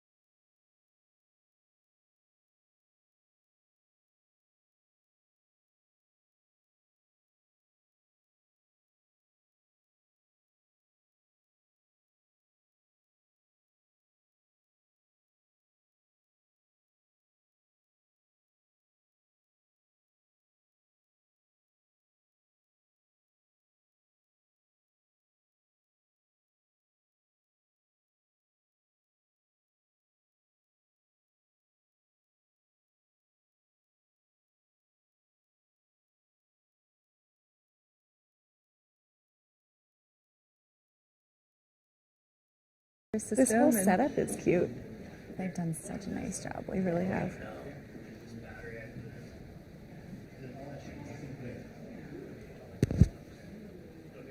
I like these chairs too. Definitely going to be like.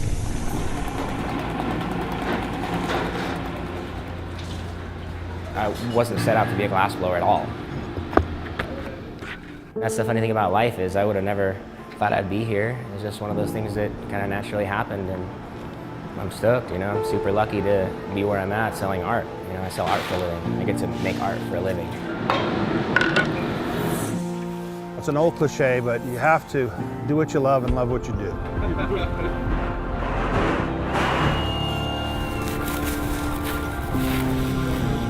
I think at the core of any organization's success is trust. For me to be accredited means I'm doing a good job.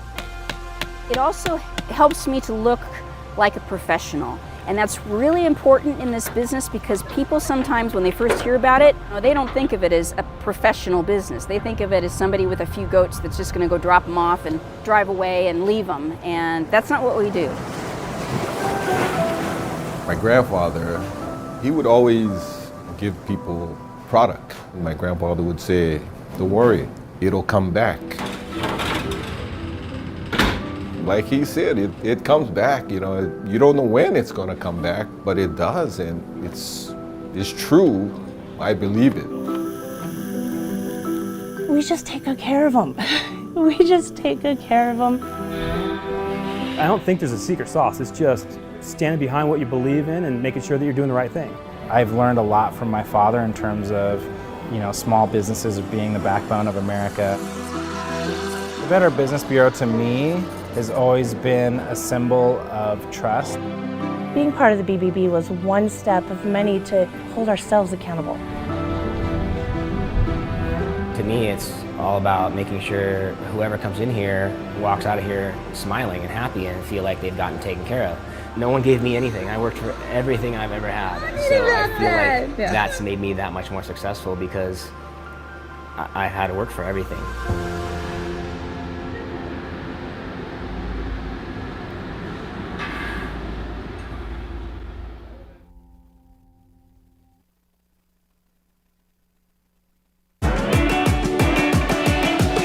We have a unique mindset here. A mindset that helps us blaze new trails. It propels us forward. And it changes lives. So you. So we can change the world.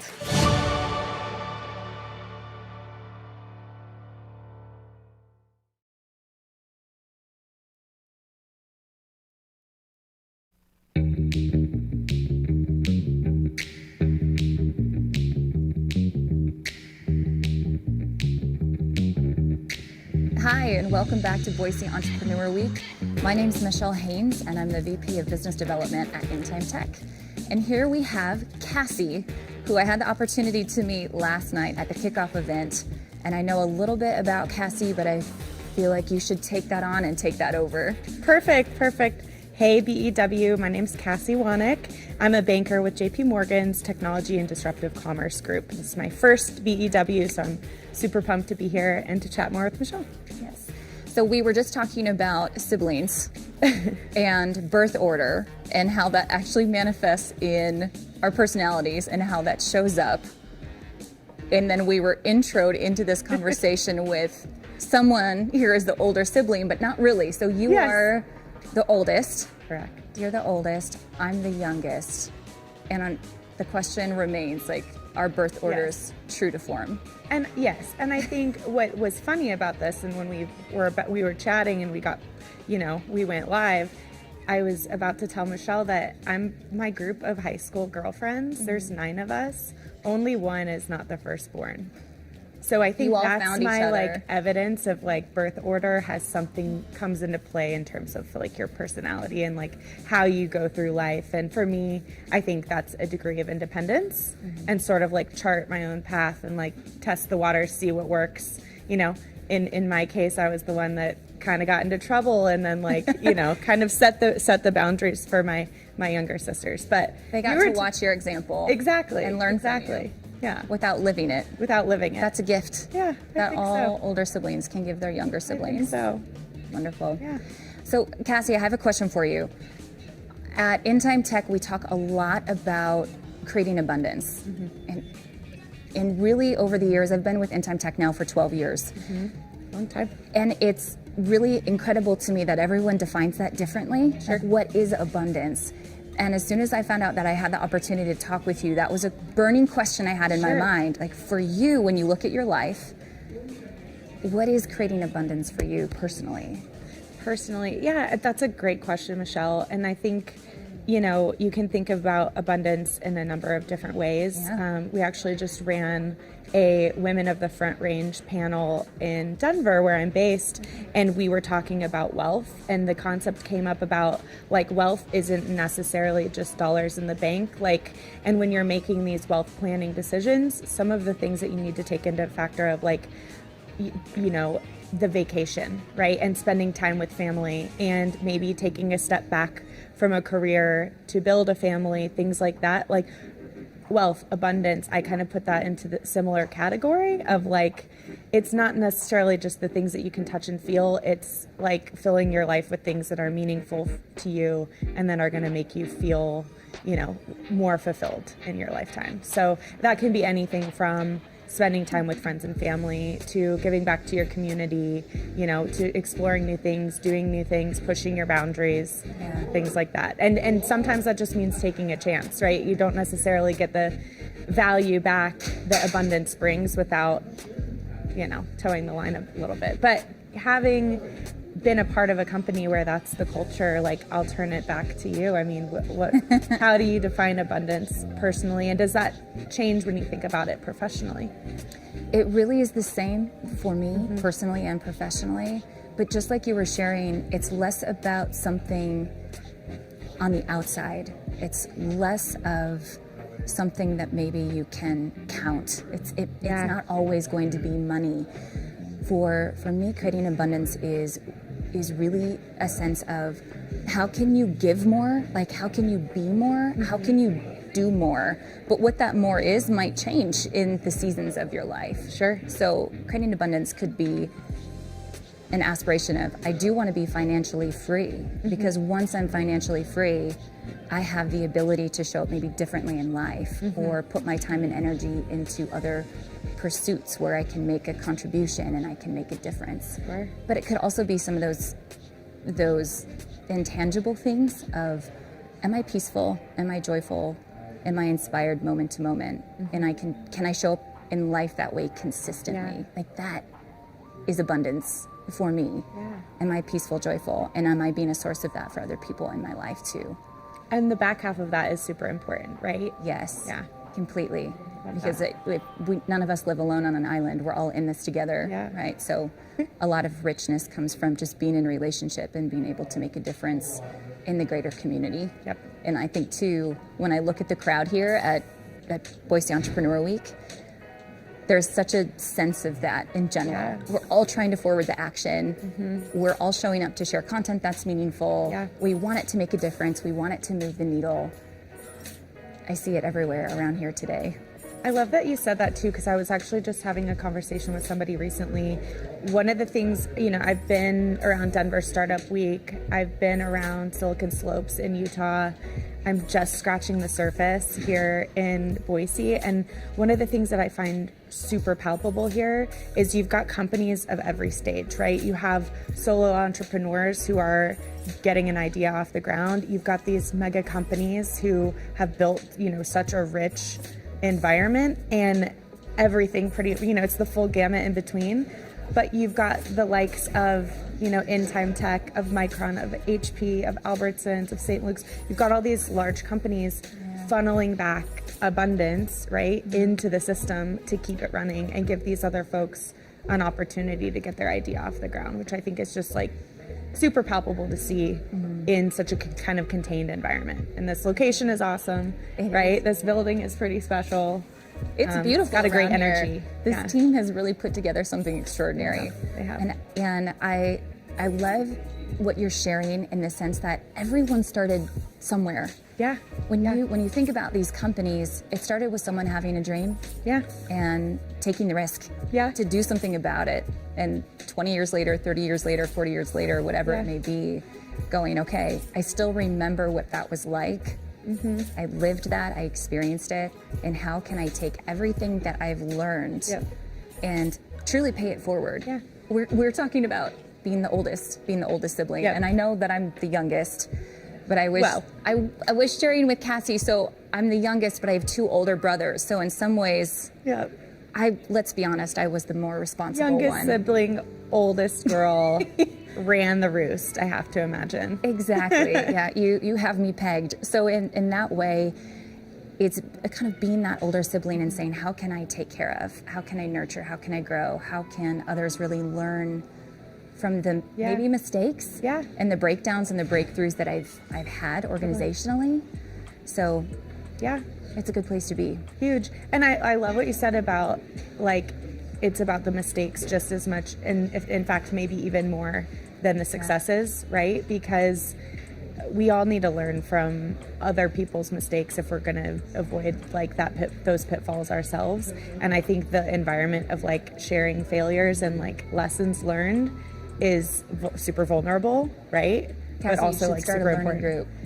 That would be phenomenal. I've got plenty of failures I can share. Lessons learned, learning group. Yes. But exactly. That's where you grow. Yeah. Without pain, and I know that's a heavy word, but without pain, we seldom challenge ourselves and push our boundaries and understand really what's important to us.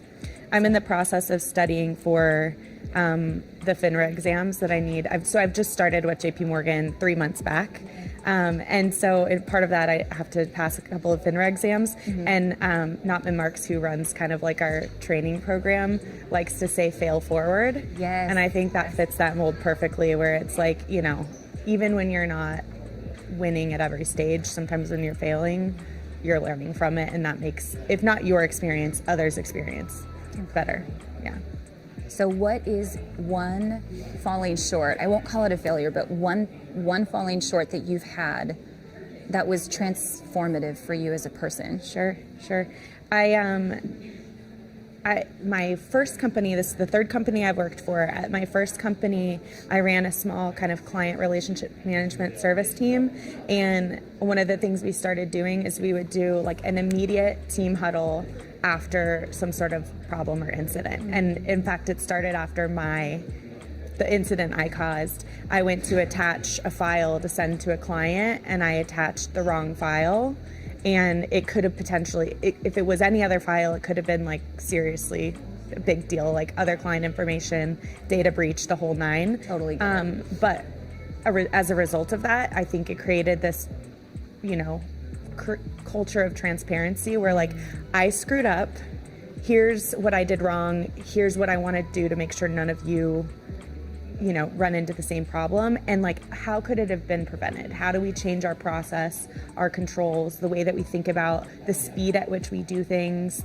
How do we reduce some of the pressure on, it's not just like go, go, go, we need to make sure our work is solid, like things like that, kind of creating a culture of let's learn from each other's mistakes and try to avoid, don't fall into the same pitfall I did, because, you know, What about you? Yeah, that's really good. I think more recently, business development is newer to me. I've been in it for about 1.5 years, and like I shared, I've been with In Time Tech for 12 years. So I've grown up a lot with the company, and I've had this opportunity to do a lot of different things. There's been a lot of variety in my roles. But one thing that really hit home for me as a transformative learning when it comes to building relationships, working with others, being in that business style of relationship is that you work as a team. It's truly one team. Even the person that you're talking with and engaging with, they're already a part of your team. And there isn't going to be one thing that is the cause of something being successful or being something that ends up not working out. Right. And not somehow being a cause in the matter and realizing that what you do matters, but also not assigning yourself the sole responsibility of that success or failure, if that makes sense. It makes complete sense. And I mean, it's like I think like human nature to take, you know, take ownership for successes and kind of like pass off failures to others, right? Like I think that's just kind of how we're wired to some degree. So you probably have to fight that to some extent. As a kid, that's how we all survive in our homes, right? Like we're especially with two older brothers. You were probably the scapegoat a time or two. Siblings for the win. Yeah. All right. Well, we will be back, but first, a word from our sponsors.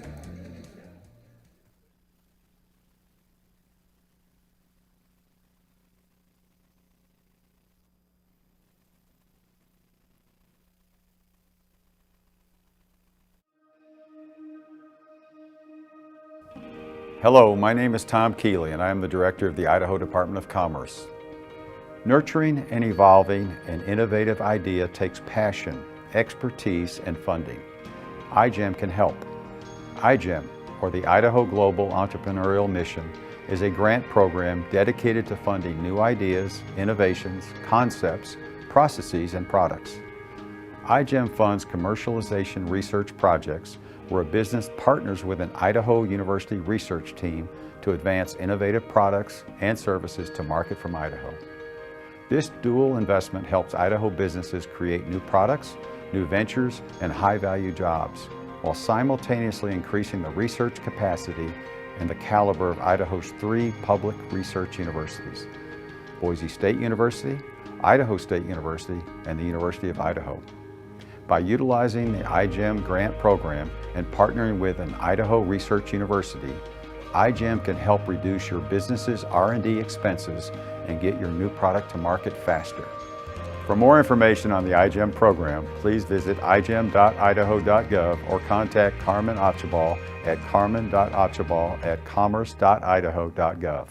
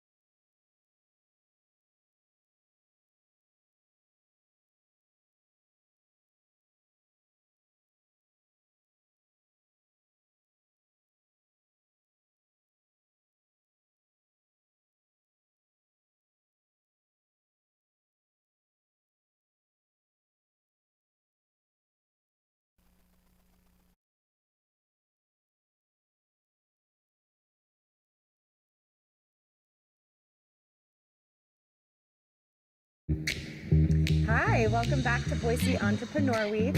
My name's Cassie Wanick, and I am here with JP Morgan's Technology and Disruptive Commerce Group. And I'm sitting here with Josh, who is the Vice President of AI and Machine Learning at Count. How you doing, Josh? I'm doing pretty well. Good, good. Did I get the title right? Yeah. It's a mouthful. I just made it up anyway, so it's not. What was it yesterday? No, I've had that one for a good year and a half. Okay. But yeah, I did kind of make it up then. It was like I always look at where the hype's going next. Just try to get in a little bit earlier. Where the puck's going. I like it. I like it. Well, we genuinely haven't met before, so tell me a little bit about yourself. I'd love to hear a little bit about your journey with Count. How long have you been there? What was the title before that? Yeah. So first, I think this is funny. I was on LinkedIn earlier today, and I saw a picture of this setup. Yeah. And I'm like, oh, casual conversations. That's not intimidating at all, like 3 cameras and all of this kind of stuff like that. It's like, at least I'm not doing that. And I totally forgot that I'd signed up. That you signed up? Yeah. So, I came to Count about 7.5 years ago now. Okay. So I originated the data science function at Count. We protect credit card transactions online. These days we get into various other types of protection of identity and accounts, basically digital interactions in general. So from there, just kind of getting in, finding ways to bring in machine learning and some of these other techniques into what we were doing, and then was able to be part of an artificial intelligence transformation where we rethought, like, how do people consume the results that we get to, really trying to drive more from providing data to providing decisions, more like what you would expect from a person, which is kind of what we mean when we talk about AI. Got you. Well, it's a hot topic right now. What would you say is kind of like a big misconception and like one of the things that excites you the most about the space? Yeah, I think I'm actually kind of like, I'm very conservative about how I think change comes in these places. I was just at a different conversation this morning with a bunch of business school deans, and they're talking about some pretty serious change that's going to happen in education as you have these tools like ChatGPT and new questions about how you educate kids, how you assess their performance. But it's always interesting to me. I think we tend to see continuation of trends and maybe accelerations of trends versus like a complete paradigm shift. There's certainly a bunch of new things with this AI moment that we're in right now, but the pressures that you hear, I heard them concerned about how do we deal with accreditation? How does accreditation change as we do this? And I heard, what does this mean for kind of the middle class of education that's not the top research universities and not teaching-focused community colleges? And I'm thinking, I worked at Boise State before I came to Count. Okay. And those are the same conversations we were having then. It wasn't about AI then, it was about other things. But I think it puts pressure everywhere that we were already kind of experiencing pressure or risk. A technology like this comes along and it just exposes that. Yep, yeah, for sure. So what was your role at Boise State? I was a research scientist. Okay. I worked as professional staff. Okay. I used that to kind of wash my career, like it was like a money laundering sort of thing, except for my career. Because the first half... You're talking to a banker here, so red flag. No, I'm just kidding. Well, I mean, and Count's owned by Equifax now, so exactly. I do realize I'm like, okay, got to be careful with the money laundering analogies, but publicly traded company, all that kind of stuff. But no, I started my career. I was in robotics and unmanned systems. Did a lot of military research. Really more pure robotics and AI research kind of stuff. It wasn't a very big field back then, so there weren't a lot of us in it. And I got frustrated with not having customers, so I became an engineer to build things. And I'm building things, and I don't know if there's any value because I don't have any test. And I'm like, man, I would really love to see that we were building something that was useful for people. So I started looking at other places I could get into, and I went to Boise State and was able to focus a lot on data center scale computing, which was important for me because everything I had done was field robotics. So it was like, what can you jam on a vehicle? Yeah. And then also visualization, which you look at those two things and you're like, well, that was the delta between what I was doing in robotics and what I would need to do in business is data visualization, scientific visualization, and this kind of data center scale. Yeah. When I applied for the job at Count, again, being the first data scientist, they didn't really know how to evaluate me. They were pretty happy with me, like third, fourth interview, something like that. I was meeting with the tech team again, and they're like, we don't even know why we're talking to you again. We said that we should hire you. I get to the end of that conversation, and they're like, when was the last time you wrote a select statement? And I'm like, what's a select statement? And they're like, you work with databases, right? I'm like, no, I've never worked with a database. Which then became like kind of my primary job. Yeah. Again, like that time at Boise State was great to transition, and also let me keep my eye on the startup community and see where I wanted to make an impact. Yeah. Because when you're at a university, everybody will talk to you. There's none of that like guarded, ooh, you might be a competitor kind of a thing. Okay. I didn't think about that from that perspective of politics being different there. Yeah. I want to ask you a little, first of all, robotics, you're speaking my language. It's a big interest of mine. Some of the companies that we work with think about like company using robots to pick through recycling, or if you've ever heard of the company called Scythe, they do lawn care. So they have a robot that will do commercial lawn mowing. Got to ride one of those older prototypes recently. So like definitely speaking my language, super interesting stuff. I want to hear a little bit more from you though about your experience with the Equifax Count acquisition. I think it was seen by the community as a big success, right? Like flags planted, flag is absolutely planted. There's exit opportunities for companies that are building here in this market. It sounds like you were there during that time period. What was that experience like for you? Yeah, so I remember talking at a Trailhead event to someone from Techstars out of Boulder. I don't remember his name, or I'd give him credit, but I asked a question of like, what happened in Boulder and what would that look like happening here? And he said there was basically one acquisition that Google made and then they invested. And that made everybody in California look at it and say, well, what's going on in Boulder? Yeah. Like, what is it that we're missing there? There's a workforce, there's cool startups. We need to be getting involved. And he said, if you look at Boise, and at the time, T-Sheets, Count, Cradle Point, Clearwater, none of them had sold. Yeah. We've now sold all of them. And he said, we have to, in Boise, think about what's going to be the after. We knew those companies were all going to sell in the next 5 years at the time. What are we going to do about it? And I think that we have been, as a city, tremendously successful in that all four of those, it hasn't been a buy and pull out, it's been a buy and reinvest. Sure. And that's what we're seeing from Equifax, is that we're receiving the investment that we wouldn't have had as a homegrown company. Yeah. We're getting those resources for us now. Absolutely. And you're seeing a lot of that reinvestment play out right here at Boise Entrepreneur Week. Yeah, absolutely. What session are you most excited for? I was actually kind of looking forward to Jet's talk, which I guess I'm missing right now for this one. So, Well, we're about at time, so we can head on in there. We'll be back. I didn't know because I've got to do another one of these. Oh, okay. Oh, Right? You're right. But we'll be back, but first a word from our sponsors.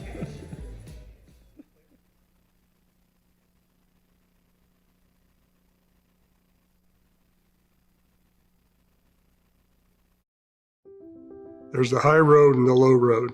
And if you're a lawyer at Holly Troxley, you better take the high road.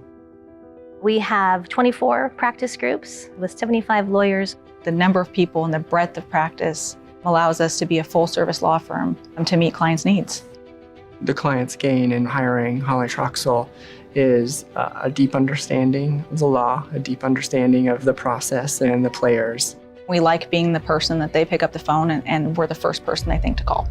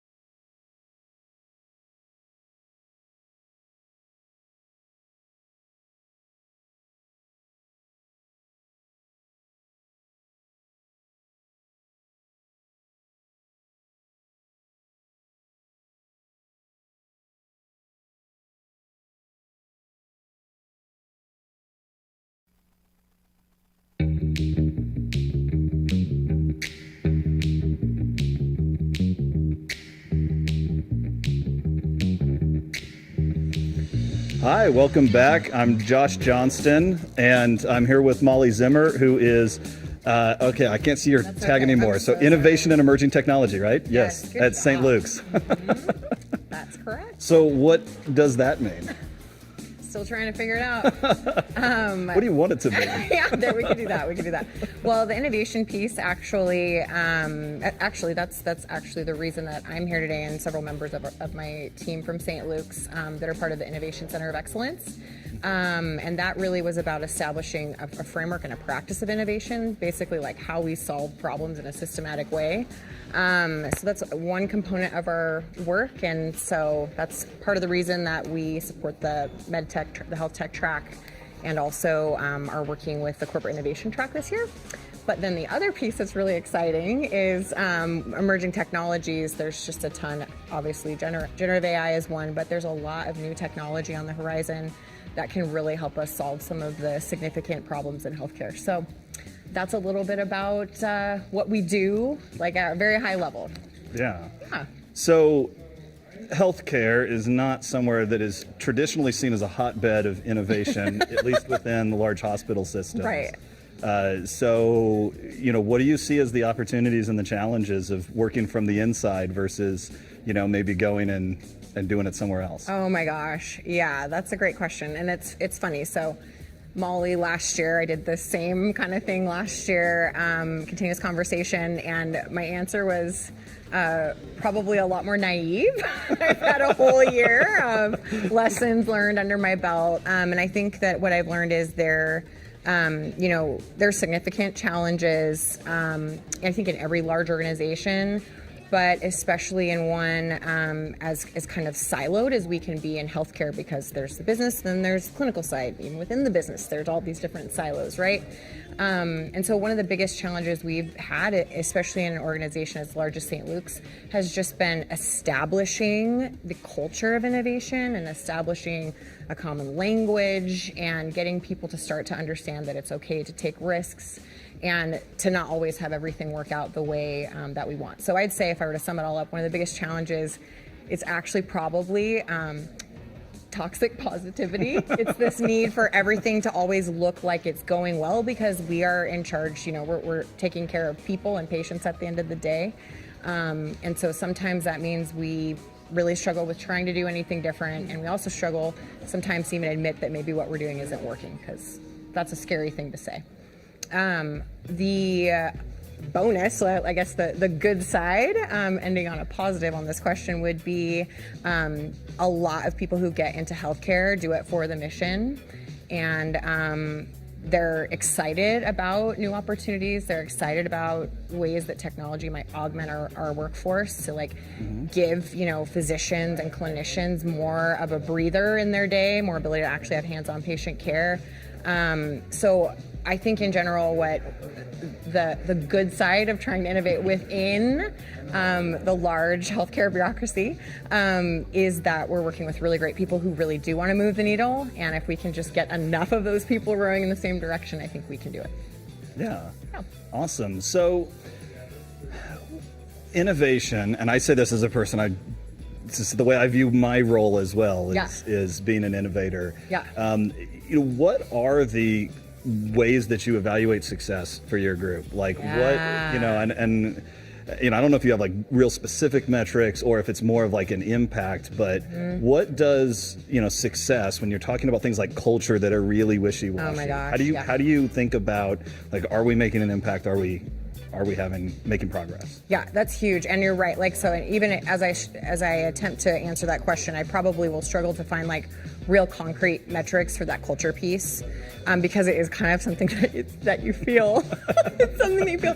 But I will give you an example that maybe it's a little more tangible, I guess. When we do, a lot of times what we do with Innovation Center of Excellence is we really are innovation facilitators. So when there's a significant challenge, a big one right now, I think across the country, anyone who uses Epic, there's this thing called In Basket where providers get all of their notifications for everything in one spot. And it's when you've opened up your email and you have 200 unread emails, it's like that, but those might be life or death questions, right? They're actually, a really big deal. So we brought a group of providers in who were very frustrated, who'd been working on this about 15 different ways in the organization and kind of on these little silos.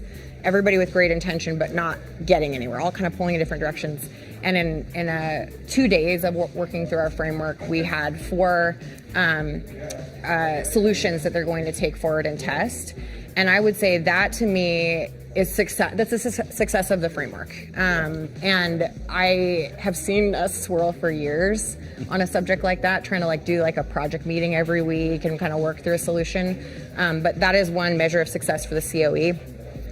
For things like automation or AI, we are actually working on really establishing a clear portfolio with specific metrics. Because again, like we just want to preach that we need to measure things, and if things aren't working, we need to stop or pivot. And so I think that some of the AI projects that we have, we're really working on specific metrics around time savings in particular, and sometimes ROI if that's appropriate, depending on what it is. So kind of a vague answer, but I think it's super important, and we often forget about measuring things. So yeah, no, I think that's great, and I definitely, as someone coming through Count into the Equifax acquisition, and working with a larger company and a bunch of people that I didn't know as well as the people that I work with here. It really resonated with me hearing that idea of kind of getting in that cycle of churn where someone doesn't just necessarily take it and own it and run with it. Yes. I think that's a challenge we have in large organizations as innovators, is sometimes you're like, it's great to get a lot of opinions and a lot of perspectives, but sometimes you're like, you know what, we really just need someone to do something. Yes. And then figure out if it's a good idea or not. Yes. Give that feedback. And be able to accept if it's not, and not be like, but there's this one tiny little glimmer of hope, and let's only focus on that. Yeah, totally with you. Yeah. So, you talked about being a facilitator. Like, who do you work with? Do people bring you things from, externally, or are you getting these ideas from internal stakeholders? Yeah, good question. We've done a little bit of both. Actually, it's funny, there's people in this vicinity who we worked with. So we have worked a little bit with a couple of health tech entrepreneurs, and especially in desirability and customer discovery, trying to help them nail down if they have if they have a desirable to their customer product. But mostly we work internally, and sometimes I would say even on challenges that maybe don't sound particularly innovative on their face, but again, it's all about applying the way that we think and this mindset to these challenges to get the outcome that's most likely to succeed through testing. So a lot of internal stakeholders everywhere from our marketing team through patient experience. We've kind of helped work through different challenges. All right. Well, it was awesome to get in a talk with you. We were actually just finding out right before this that we're on a panel tomorrow, making that connection. So fun. We'll do some more of that tomorrow. That'll be great. And thank you all for watching. We'll be back, but first, a word from our sponsors.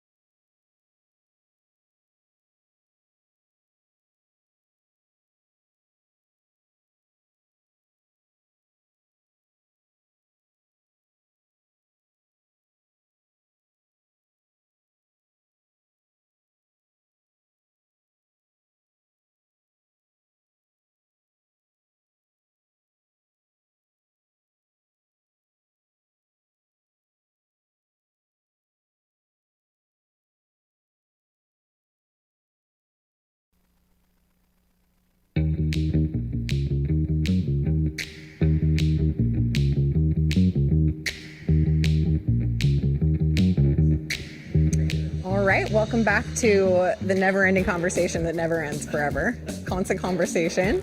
I'm Molly Zimmer, and now I get to talk to Darren, awesome, from Zion's Bank. Darren and I just met, and I'm looking forward to hearing a little bit about you. So can you just tell us a little bit about what you do at Zion's Bank and Sure. kind of why you're connected to Boise Entrepreneur Week? Yeah, absolutely.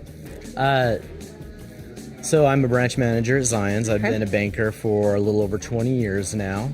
I would say that Zion's is one of the few banks that is real heavily invested in startup businesses and entrepreneurs in general. Okay. We do a lot of financing for micro businesses, businesses that are brand new. Okay. And actually, the last few years, Zion's has gotten really aggressive in that playground with the they've launched a program for all of us bankers to have lending authority, and the rationale behind that is to bring the credit decision closer to the customer, rather than just have somebody off somewhere in some skyscraper that's never even heard of Idaho making decisions. They want to have us that actually knows our community and knows our customers make those decisions. Oh, that's awesome. Yeah, well, that's the way that banking has always run for the past 300 years. Yeah. It's only been the last, 30 years that, somebody had come to me and say, "Hey, Darren, can I get a loan?" I'd say, "Well, I don't know, hold on, let me." Yeah. I'm sorry, the computer says no. Right. So, oh, that's so interesting. So okay. yeah, Zion's is real invested in entrepreneurs in general, and that's what I do. I love that. Okay, so ignorant question, but like, what kind of criteria do you use? I mean, obviously, I'm assuming there's some kind of financial and like projections and things like that involved. But what other criteria do you use when you're thinking about whether or not to? I don't know if it's investing in an entrepreneur or Funding an entrepreneur. Yes. Spending my time with them. All of that. Yes. Everything like that. Yeah. Well, something that we do, Zion's actually offers a free service for any business to do their business plan and their projections. Really? For the next 2 years. Well, that's awesome. We do that for free for anybody. Okay. And based on that's a hard thing to do. Oh yeah. It really is, and without direction, it's a real hard thing to do. Yeah. And so based on like just in terms of new businesses, based on that criteria alone, that's what's gonna, of course you have to have good credit. You know, you got to have, some capital. You got to have, some capacity. You got to have, you got to have a good idea. It can't, but after that, really delving into that and investing our time into somebody and their planning and their numbers going forward, then we can base lending on those projections. Yeah, that's really cool. That's amazing. How do you have any idea on like how many people you kind of work with every year in that capacity? Because that does seem like a really time-intensive service. Yeah. I mean, I would say I probably talk to maybe, one good solid new business client like that, maybe like once every 2 weeks. Okay. Something along those lines. That is so cool. Yeah. No, Okay. it's a lot of fun. It's probably my favorite aspect of Yes. banking. Yeah. Because you're enabling something that potentially wouldn't be able to happen without that. That's really cool. So do you have, I don't know what you can say, but do you have any like success stories or things that you would want to share? Yeah, sure. I mean, I've been doing this quite a while, and I have a few clients that I've, started out, opened their first account with them, got their first loan, got their first business credit card, set up their first, swiping service, been with them throughout their journey. And I have some clients that I've had for maybe 15 years that now they're like, pretty big players in their field here in Boise. And it's like, that's kind of the trick when it comes to being a banker, is you kind of have to pick the winners before they're winners. Right. You can't just go to, like the guy that started T-Sheets. I couldn't go to him right now and be Yeah. like, hey, can I be your banker? Right. He'd be like, who are you? That'd be You know? so cool though if you could. Yeah, that's so funny. So you gotta find that guy when he's still like starting out. Yeah. So that's the trick, right? Totally, absolutely, yeah. So what are like some of the challenges that you've run into in this space? And maybe you just pointed to one of them, having to be sort of predictive. But yeah, what are some of the things that make things more difficult? You know, it's the whole name of the game of this business is being immersed in the community. You know, people knowing what you do, and that can be challenging, and that can be hard, just finding time to do that stuff, but you have to. Oh, absolutely. You know, you can definitely get bogged down in the details of this job, and then you know, 6 months goes by and you look up and you're like, oh, I don't have anything rolling right now. You know, I gotta you know, get out there. That's a headwind. Of course, interest rates right now are a headwind. Gosh, right. You know? Yeah. It's a shock. It's shocking to everybody, myself included.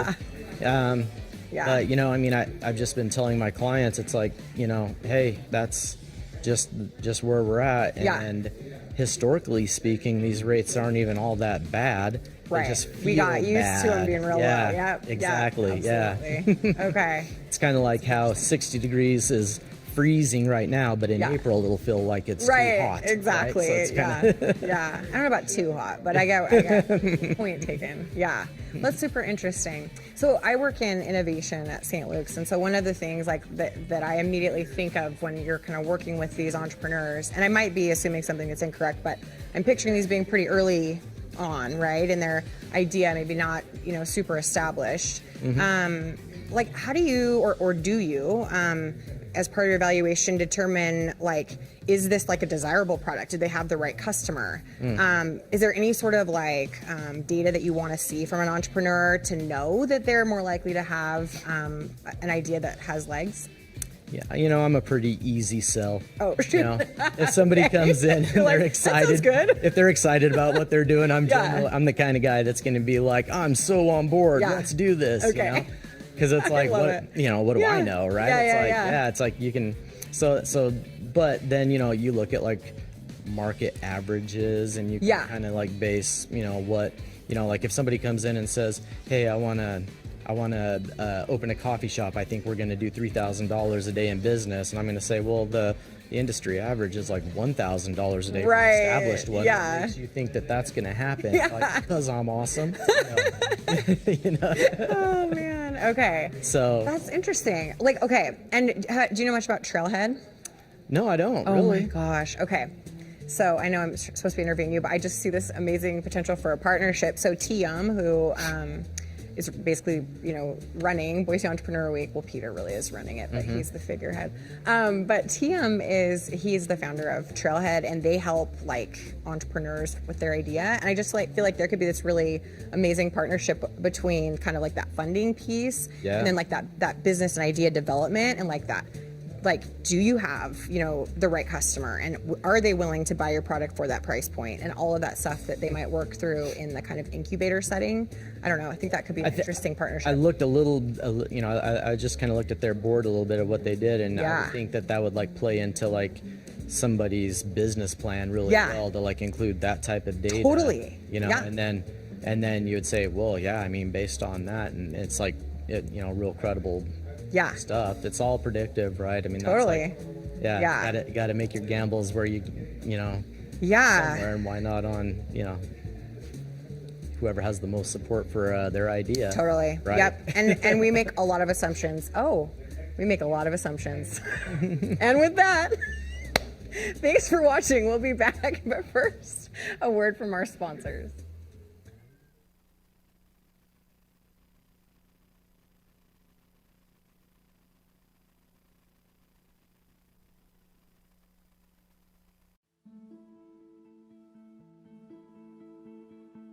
Mom and pop shops, startups, hangouts, main streets, dreams. The economic backbone of our communities. To support them with CARES Act relief, our teams went into overdrive, working round the clock, ramping up to process SBA Paycheck Protection Program loans in unprecedented volumes. Bankers were there for clients, weekends and nights, knowing they had to deliver. As businesses struggled, we rose to the test, pushed with remarkable nimbleness to bring hope, reminding them we've got their back and their future. Zions Bank, SBA is our middle name.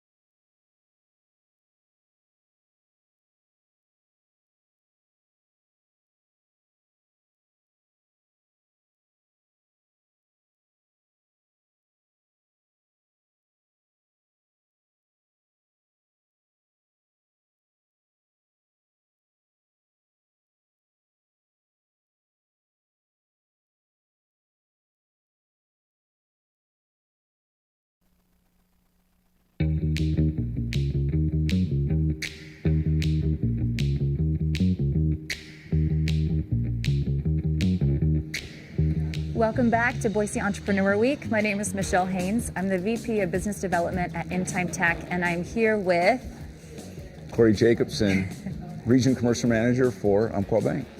Okay, so Corey, I have a question for you. This is how we're going to open it up. All right. What is something that has been on your mind lately? Sky's the limit. Anything. Sky's the limit? Yeah. Anything? I mean, there's a lot going on out there. I think what's been on my mind a lot lately is with respect to work, but even not, it's just culture. Yeah. Like how to develop a culture. What does a culture mean? How do we deliver that? I think that's been on my mind a lot, from who are we? What do we want to be? What does that mean? What can we give? So I think that culture overall has kind of been on my mind for a lot of things. Those are a lot of fundamental questions. Yeah. So in your exploration, what's your personal culture? And I got to meet you yesterday for the very first time. And immediately you struck me as someone you're genuinely listening. Yeah. You're interested in making a difference. Like, you care. So that's just been my experience, but what is it for you? Like, what is that I think that's culture? really it, right? Like, do we genuinely care about others? Are we willing to help them? And sometimes helping them is telling them no. Yes. Or that's not the right thing. Say more about that. I don't think we talk about that enough. Yeah, so, I work in the bank, in banking, right? And it seems like the answer to most everybody's problem is, I need more money. Just give me more money. Sometimes more money isn't always the answer, right? There might be... Sometimes I'd imagine that can make a problem more problematic. Right, yeah, it just covers up some of the underlying issues that may be there in the business or in your personal life or, whatever. So sometimes the answer is, hey, look, let's pump the brakes for a little bit. The answer is let's fundamentally figure out what we can do to be better. And so I think back to the question is, can we be genuine? Can we tell the truth? Do we think critically through situations that we're in? I think, the other thing that's been on my mind quite a bit is, do we have an open mind to what the answer may be? Not what we're conditioned to believe that it's going to be, or, hey, this is where the path is leading me, even though it may be different than what we thought. Completely. Initially. Sometimes a solution requires creative thinking, and it's not binary. It's not yes or no or black or white. It's what really creates a win-win. Like, what works for you? Here's what works for me, and can we cover that distance together? And in the absence of that, it's actually from a book. It's not original by any means, but the concept of win-win or no deal. Yeah. We're either both going to be successful in this partnership and in this conversation and in this creation, or we really maybe shouldn't be together. Right. Because we were doing great before we started exploring this, and we'll continue to do great beyond that. And we can still be friends. Always. We can still, go on and support and help each other, but we might have a difference of opinion or a different way of going about it. And it doesn't mean that we can't continue to support each other. And I think, as we talk about like Boise Entrepreneur Week and what we're doing and all these businesses and people there, I think that really is the key, right? If we can collectively help each other as a group, even though we may be competitors sometimes, even if we may disagree, if we can figure out a way to come up with a solution to a problem, ultimately Boise's going to be better, Idaho's going to be better, and we'll all be better. In the bank, we supply money, that's what we sell. But with that money, a lot of times the business owner, they're going to run a business. If they can run a successful business, they're going to hire more employees. If they can hire more employees, employees feel more secure in their work, they're going to raise a family or spend money or buy a house or whatever they're going to do in the economy, which is going to trickle through. So I feel like it's a ripple effect. Yeah. So when we're successful as a bank and we can successfully figure out solutions for business owners, we really serve the community in a broader sense, in that, hey, look, this is a great place to be. It's vibrant. People can remain living here as, a native Idahoan. Yeah. I guess I'm like one of 3 left. I don't know about that. but as a native Idahoan, we want people to stay here. Yeah, of right? course. But the only way we're going to be able to stay here is if we can afford to stay here. If there's good jobs, if there's people providing opportunities to be successful. Yeah. Idaho will continue to grow and it will continue to thrive, and it won't just be kind of a move-in community. We can live, grow, and stay. Then we can be together. We can continue creating more for everybody. Yeah, for sure. So with all of the entrepreneurs that are here, I was just in this room listening to the keynote for the tech track, and now I know they're moving into a panel, and in between, as everyone's getting settled, just meeting students, people who are leading out on startups, people who have been in the industry for 20 years. Like, there's such a wide variety of experience in that room. Mm-hmm. Given all of the things that you've seen in banking and working with all sorts of different companies, what is one thing that you would want them to take away from this entire week's experience as entrepreneurs? Like, one thing that you feel like they could do that would make a difference? One thing, that's hard. That's a really unfair question. Yeah, that's unfair. That's but one thing that you can take from the experience, that I've seen, it seems like all entrepreneurs are willing to take risks. Yeah. They're willing to lead. So I think that those are always things that are there. I think, be true to yourself, be who you are, align what you're trying to accomplish with what your values really are. Yeah. And I think that as a business owner and, just as a person, sometimes figuring out what you believe and what your values are can take a while. You may not really know. That could be a lifelong journey, and it could change a little bit. But I think obviously you got to make money, right? As a bank, that's what we care about. Do you make money? Can you pay back your loan? But I think it's a lot more enjoyable to make money if you know, hey, this is why I'm doing it. This is ultimately my goal. And your goal could be, hey, look, I want to exit this business and I want to make billions of dollars and I want to have all this stuff. That's great. If that's your goal, that's your goal. But know what your goal is in mind and how you're going to accomplish that. And I think as you can align, your work life with kind of where you want to be and how you see the world, you're probably going to be successful in however you define success. It may not be monetarily, but it may be you look back at the end and say, you know what, I did it how I wanted to do it, and I'm happy. It's great to hear you share that. More recently, I was scrolling on Instagram. Yeah. And my feed is full of really fun things. I follow a lot of authors, a lot of motivational speakers, a lot of different kinds of coaches and whatnot.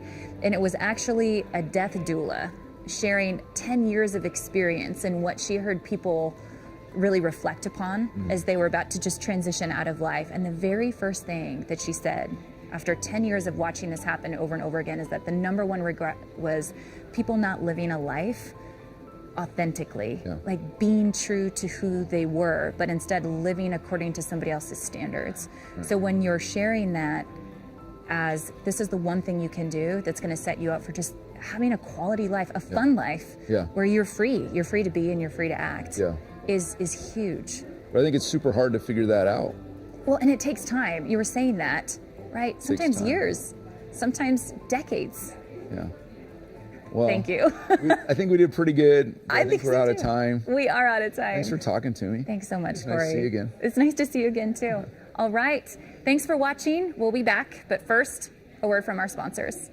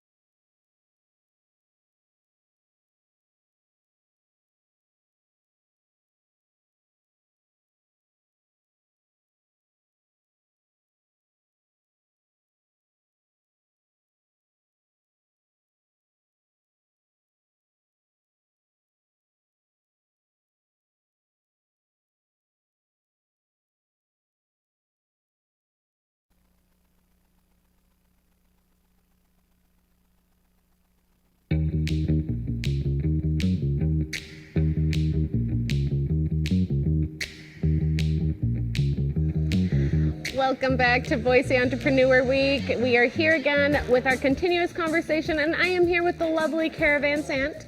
She's the director of the Boise State Venture College. And Kara, I am just really excited to talk with you and hear about what BSU's Venture College is doing. So can you give us an update on what you guys have been up to? Absolutely. Thank you so much for having us. And Lexi, introduce yourself too. Oh. I guess that's kind of important. My name is Lexi Jensen, and I'm a nurse at St. Luke's, and I work in our Innovation Center of Excellence. I also am one of the co-founders of Health Tech Idaho. So that's me. Yes.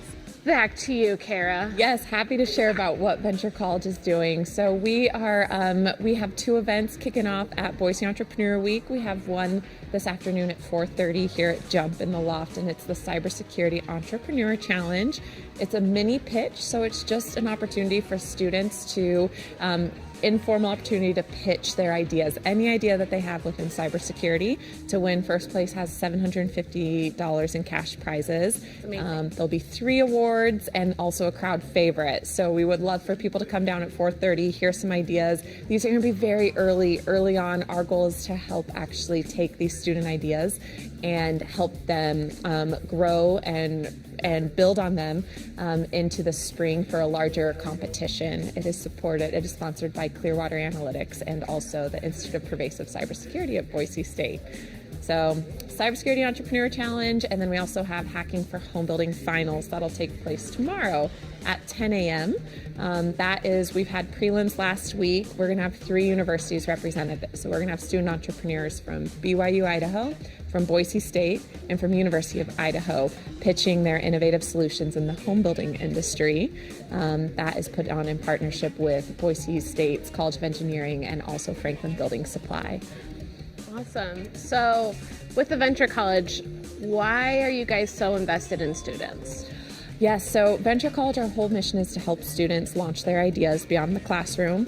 We have expanded quite a bit, so we'll have faculty, staff, and community members all come through our various programming as well. And so it's really depending on, regardless of what stage an entrepreneur is at, our goal is to help them really dive into it. We have an incubator, an 8-week crash course in entrepreneurship, and our whole goal is to really help them take those next steps towards launching their business or accelerating it through competitions where you can receive seed funding. And each of our competitions, there's no tie back to Venture College. It's not like Shark Tank. We're not taking a percentage. It really goes into furthering their ideas. That's amazing. So when you have these people that are interested, this incubator program, how would one get involved, and what are the requirements for that? Yes, so the main requirements for the incubator is commitment. So it's a cohort setting. It's offered each semester. It's 8 weeks right now. It depends, on the instructor and what works for their schedule. But it's Monday and Thursdays of this semester. We'll be launching it in the spring as well, and it's a cohort setting, so our goal is that the teams will be committed, and they'll show up and they'll it's reverse classroom, so they will share on their progress, they will make the customer discovery, they'll make the interviews, and they'll be willing to drive their ideas forward. We have an application on our website, so at boisestate.edu/venture college, our application is live there, an interest form for spring, and we'll be reaching out. For our pitch competitions, it depends on the competition. This one today, if there's a student listening, you can come at 4:30 and pitch your idea. It's a walk-in format. So the idea is just idea generation. Let's get the ideas flowing and lead into a larger competition, the Cybersecurity Entrepreneur Challenge in the spring. Hacking for Home Building, an application process, and it's actually a 2-week sprint. So the teams that you'll see pitching tomorrow, they have worked for about 2.5 weeks with mentors. We've paired each team with a mentor, and we've paired each team with a problem sponsor. So industry leaders to help dive into the problems. Industry sponsors actually they'll give them resources, whether That's it's incredible. Come to our site, come to our lumberyard, here's what you have to work with. So they've been working for 2.5 weeks. And so that one would be an application for next year. But if they're interested, we're happy to help. That's awesome. Earlier during the health tech track, Brad gave you guys a shout out. Yes. Brad Massell, he's the creator of Dharma Doctor. And I'm interested, from your guys' venture college and your incubator program, what other successes have you had out in our community? Yes. Oh, Brad's a great example. We also have Christian Perry. I've seen him walking around. He is the co-founder of ChatterQuant. So that is sentiment monitoring for fintech. I probably can't do enough justice describing that. We have a lot of really cool ideas. We actually also have ideas not just at the collegiate level, but we have the high school Idaho Entrepreneur Challenge. So our signature competition is the Idaho Entrepreneur Challenge. That takes place each spring. So it'll be April 4th and 5th here at Jump. But we also have a high school level that takes place January. I believe that one's January 26th. And so really we have tons of ideas in all different realms, whether it's tech, agriculture. We had one, Jenny Anderson, the founder of Maggie. She created a company tailored towards helping women, specifically helping women get lucrative jobs in tech sales. Yeah. So it's online training. One of my favorite stories is actually from the high school level, and it was a group of students who the whole premise was to get their dads back to the dinner table. Oh, wow. They were feeding cattle every night, so they created a mechanism to more efficiently feed cattle, and they won the High School Idaho Entrepreneur Challenge a couple of years ago. Oh, that is amazing. So seeing that Boise State is so invested in our community, what does it take to continue that? Like, is there anything that you guys are in need of? Or oh gosh, yes, yeah, we are always looking for sponsorships, especially for the Idaho Entrepreneur Challenge, High School Idaho Entrepreneur Challenge. We have incredible sponsors for hacking, for home building, and cybersecurity. But really, each of our competitions, they are based on fundraising and sponsorships. We're also always looking for mentors and judges. Each of our programs offers one-on-one mentorship, and honestly, I think it's I know the pitches are hard for the students, but I think judging, is one of the hardest roles, because you hear all these ideas, and trying to determine who wins first place is one of the hardest roles. You know, Carrot, thank you so much for just talking. But thank you guys also for watching and being with us. We are going to be back, but first we have a word from our sponsors we want to share with you guys.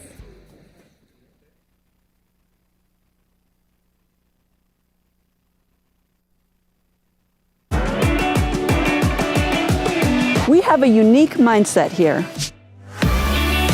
A mindset that helps us blaze new trails. It propels us forward. And it changes lives.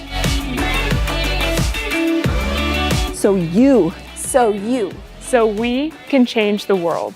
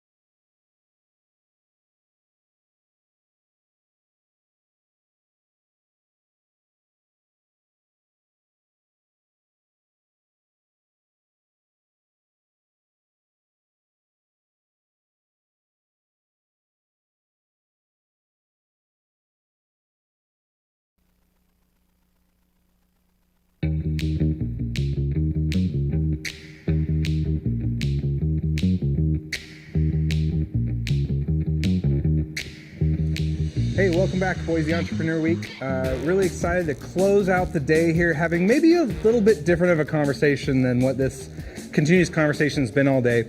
Since we have the illustrious Matt Price here to chat, I think it'd be fun to spend some time talking about maybe a theme that we hear coming up a lot with entrepreneurs, a lot with startups, which is fundraising, right? And maybe we can talk about the misconceptions of fundraising, or maybe some of the pitfalls that I hear and I see, especially walking around an event like Entrepreneur Week. And so real quick, why don't we just a quick minute intro to Matt so we can all like establish why we should listen to anything you have to say. I don't know if that's a stretch. What's up, Entrepreneur Week? My name is Matt Price. I am founder of Price & Partner. We are a consultancy studio focused on seed stage corporate development. So touching on the fundraising topic and also providing kind of fractional executive help to these companies. On the board of Killer Creamery, on the board of Teton Valley Brands, and a venture partner for Kinetic Ventures. Yeah. And Kinetic Ventures, of course, are attached to our pitch competition. They write a big check. Yeah, big check, $100,000 check. So I mean, I tried to get him to 200, but well, we next year. Appreciate the effort. Yeah. So I think something that when we talk about misconceptions around fundraising, I think a lot of times it's really important to start with entrepreneurs understanding what kind of business they're operating, and therefore what kind of financing or fundraising options are open to them. Sure. And there's a few different kind of buckets you could list in that, but one that I think is really interesting is I see a lot of entrepreneurs who don't have companies that really qualify as like a startup, spending a lot of time, a lot of effort running around trying to raise venture capital, which is really a vehicle for startups, and they have some specific kind of characteristics that make them a startup. Sure. So maybe you could just tell us, like, what are those characteristics? What makes a startup right for venture capital, and what makes maybe some more traditional businesses wrong for venture capital? Oh, gosh, that's a lot of question. So you're right. I think that we broadly lump all startup investing as venture capital. Right. It's like this blanket thing that you go talk to VCs, and VCs could be, they could be known as like the angel investor, they could be a formalized fund. I think we too broadly associate venture with startup funding. To your point, like I think keeping in mind that venture capital works on a power law basis, meaning 1 or 2 companies per fund need to return the sum of that fund. So the companies that they're building, that you need to be building to take $3, $5, $10 million and make them really big outcomes. I mean, now we're talking about, in this ecosystem, we're talking about a handful of companies, not every company. Right. Absolutely. And even like venture works different in CPG than it does tech. Right. And you're an investor in both tech and CPG. What do you think about the way capital is different in those two asset classes? Well, certainly. I mean, to be honest, when I look at the CPG market and I look at venture investing, it seems really kind of infantile to me in a lot of ways. I think that there's still a lot of question marks around how to make the model of venture work for an environment that doesn't have quite the same resource allocations that tech does, right? One of the great things about tech investing is you can test and scale up without actually having to raise a bunch of labor costs or whatever as you're doing it. And you don't have that quite as much in CPG, right? No. You're at least outsourcing to co-packers and all these different stuff. So I think venture is still trying to figure out how to be as good of a partner in CPG as it is for tech, which it was really kind of invented for. Definitely was invented for tech. And the way, I think the reason why CPG investing is so hard is because if it works, it's still an incredibly capital intensive effort. And the amount of first time founders and operators that are able to execute with that much capital and to continue to put the funding together incrementally, I think is it's a small group, and that's what we're trying to figure out here. Right. Number 2 is I can only sell a bag of potato chips one time. Right. I can sell a piece of technology 10 million times. 10 million times, yeah. Right. If your Amazon costs scale up, but that's it. Right? But the CPG founders, and look, I came here to build an CPG ecosystem, not specifically to pounce on it. But I would say, from a CPG operator perspective, I think you have to keep in mind that what we don't do enough is we focus on the big story in the pitch. We don't focus on the use of funds. We don't like get nuanced into like, okay, Nick, I love your startup. I love your story. Like, but let's get real. Where's the money going? Right. And in CPG, it's tough because if you're not really careful, the outside capital goes into subsidizing OPEX losses. Right. I mean, like that's my investment into your CPG just went to your burn rate, and it didn't go to any IP. Tech, it kind of flips around. So I think there are better. I don't think long equity is the right holistic strategy for CPG. I think that's finding ways to use traditional debt. Kevin Learned's fund works great. Sage works great for kind of the earlier CPG That's like stuff. a revenue-based financing. So they're looking at kind of revenue outcomes and doing financing based on that. Which is a very creative way to fund some of this. I think he's probably doing well with that since the capital markets pulled back. Yeah. Well, and so, outside of CPG, which I think, venture is still trying to interact with, we know venture is kind of built for tech. I think that a lot of folks probably are kind of scratching their head trying to figure out where their business falls into this. I mean, we have kind of traditional financing through like a bank. Usually needs a couple of years of like strong revenue to draw on, since the bank's really looking at your books trying to figure out. And most entrepreneurs aren't sitting there. Most entrepreneurs aren't sitting with 2 years of in the black, right? And then it's a question on if you really even need the money to begin with, right? So like, 100%. and so how do entrepreneurs that don't fall into kind of a traditional venture pipeline? Obviously we talked about Kevin Learned for a second. What else should they be looking at? What other ways should they be thinking about raising capital? God, that's a good question. Spanning across a bunch of different industries.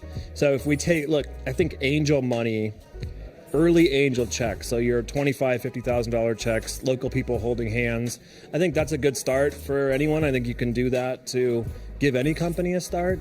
But after that, I think it really depends on what you want to fund. Right. Like we just closed a big round for Teton Valley Brands, and part of that round was, again, like the use of funds was actually tied to, the bulk of it was tied to like actually hard asset machinery. Like we used, and that was an acceptable source of long equity. Right. I think understanding like what you're managing the business towards and how quickly you're trying to get there. Right. Probably a couple questions I'd be asking. Well, and that last part is probably one of the most important things when you're thinking about the types of capital. Because again, like venture is trying to accelerate a company, in some ways almost profits be damned to growth, right? Totally. And that's a very different outcome and timeline than, say, someone who's trying to build a business that will sustain them and their family for the rest of their life, right? Totally. An entrepreneur trying to do that, and the pull and the energy is a little different there too on what you're required to do to get that capital. So no, I think that's great. The acceleration of the timeline, I think that's a big part of how you make these decisions and why you go. If the answer to, if you're a first-time founder in Boise, Idaho, and you're talking with investors about when they can maybe get their money back, if that answer is a day under 10 years, I think you got to rethink things, because I really think like that path is a 7 to 10 year window, right? On average, and especially for first-time founders in an ecosystem that we're getting more access to capital, but again, we're still pretty far behind in terms of venture exposure and active investing here. Yeah, well, and maybe kind of the theme of this conversation too is any founder who's looking at this problem in their business and trying to figure out their growth strategy and what they should be doing. They need to have a lot of conversations with people who are kind of, in this space trying to figure it out themselves, or have already figured it out or already had some success doing it. But knowing what your own goals are and starting from that place is really where you have to start before you can even go out and have a lot of those conversations and start asking for advice. Is knowing where you want to go and what that story that you want to tell is will make a big difference on the kind of capital, the kind of advice you're going to seek, the kind of people that you're going to try and bring under. So I know we're like close on time here, but maybe that's like we got there. I think I don't think we got the yes, I think we talk a lot about the true north, and I think you as a builder of technology and technology investor, again, like if you're putting together your first company and you're just ideating on it, if your second or third thing is I need to find investors, I think that's a mistake. Right. Like, there are plenty of customers to talk to. I think like trying to get the business off the ground, using sales is good. At least using feedback from customers as opposed to using, names of advisors on a pitch deck is something I'm a big... And that's changed a lot to the point where traction now is probably the most relevant thing to pitching your business. And in some ways that's true of course, when you're going for traditional financing. It's true if you're doing venture. It's true if you're even just going to friends and family and trying to convince them to invest in your idea, is that proving out that there are customers that want what you're doing totally is far more powerful than, to your point, advisors on an advisory Unless board. your name's on the deck. Oh, well. And then in that case... Don't listen to Matt Price. We made a mistake. Shell it out. You made a mistake. No, I think that is a really important step. And I used to joke all the time that revenue is the seed round, right? Like you can get pretty far. Our company was all built on revenue. We never took outside capital. Totally, and like maybe you have a slightly slower growth curve or whatever, but you can build a very stable foundation kind of taking that approach. The thing about taking investment right off the bat is it's kind of like it better work. Right. Because once you've taken outside capital the first time, your entire business depends on you either making that up in sales and profit or meeting the criteria for the next check. And again, you miss with outside capital, those misses are brutal. And a lot of times companies don't quite survive that. You could have some companies that otherwise would have a shot at success, but the type of capital they took and missing that next check, it happens all the time. That company goes under, not because they don't have an actual shot at success, it's because they miss the metrics that are required for the next raise of capital. See it all the time.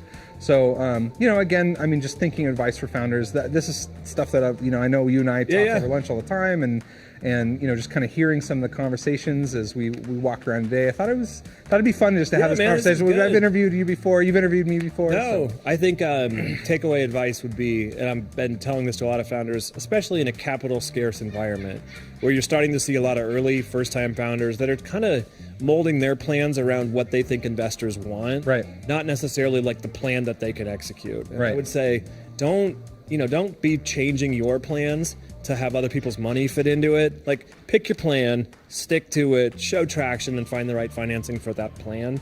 Otherwise, you're it's really difficult right now. Right, and the execution's far more important anyways than any event. So, well, anyways, listen, we're closing out the day on the continuous conversation. It's really great having everyone tune in. It's really great to be down here at Boise Entrepreneur Week. We're going to leave you with a couple words from our sponsors, and thanks for tuning in. Thanks.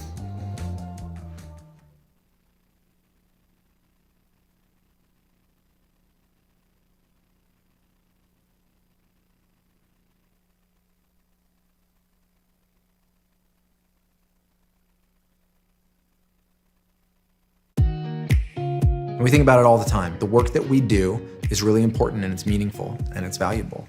For example, somewhere today in the US or somewhere else in the world, there's a person and a family getting an early diagnosis of Alzheimer's. And they might get that diagnosis years before what was previously possible, which gives them time to either find some type of intervention they can put in place, slow the process, or at least plan for what is to come. That is possible not only because of the great work of neuroscientists and others who developed these diagnostics, but also because of the important work that was done by vinyl engineers and designers to turn that into something digital that can be scored perfectly every single time.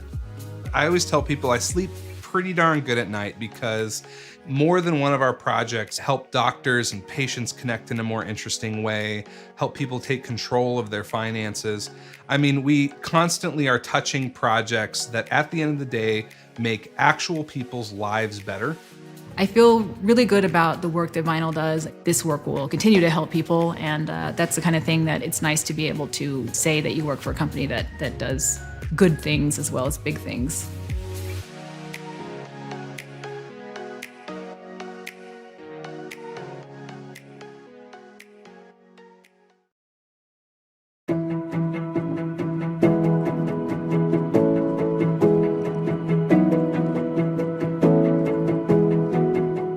We tend to get really hard on ourselves. And I love a quote from the Broadway version of Mary Poppins, and she says, anything's possible if we'll just get out of our own way. And I think that that's really true. You know, we need to be able to jump in and just have confidence. That's it. That's really what I would, tell my younger self and tell people these days is you don't have to think like, I don't have an MBA. I didn't create a master business plan when we started. I just jumped in about something that I was really passionate about, saw a need, decided to develop a product. You just have to jump in and, not be your own naysayer.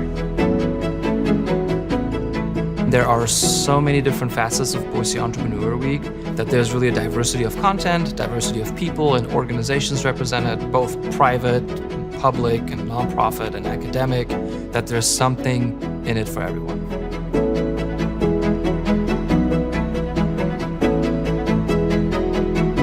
Entrepreneurs listen, they learn, they test, and they pivot. And you can do all those things when you have a support network that helps you in your quest to do that. And that's what Trailhead, and I'd say BEW, has created.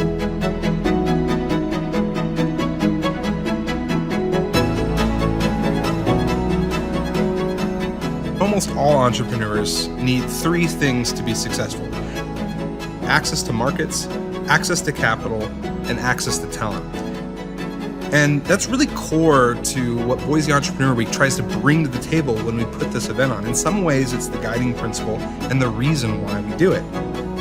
Truth is, our track chairs and volunteers and sponsors, it takes about 200 people that have their hand on Entrepreneur Week in some way for this event to happen. I wanted to personally say thank you. It only happens because of you.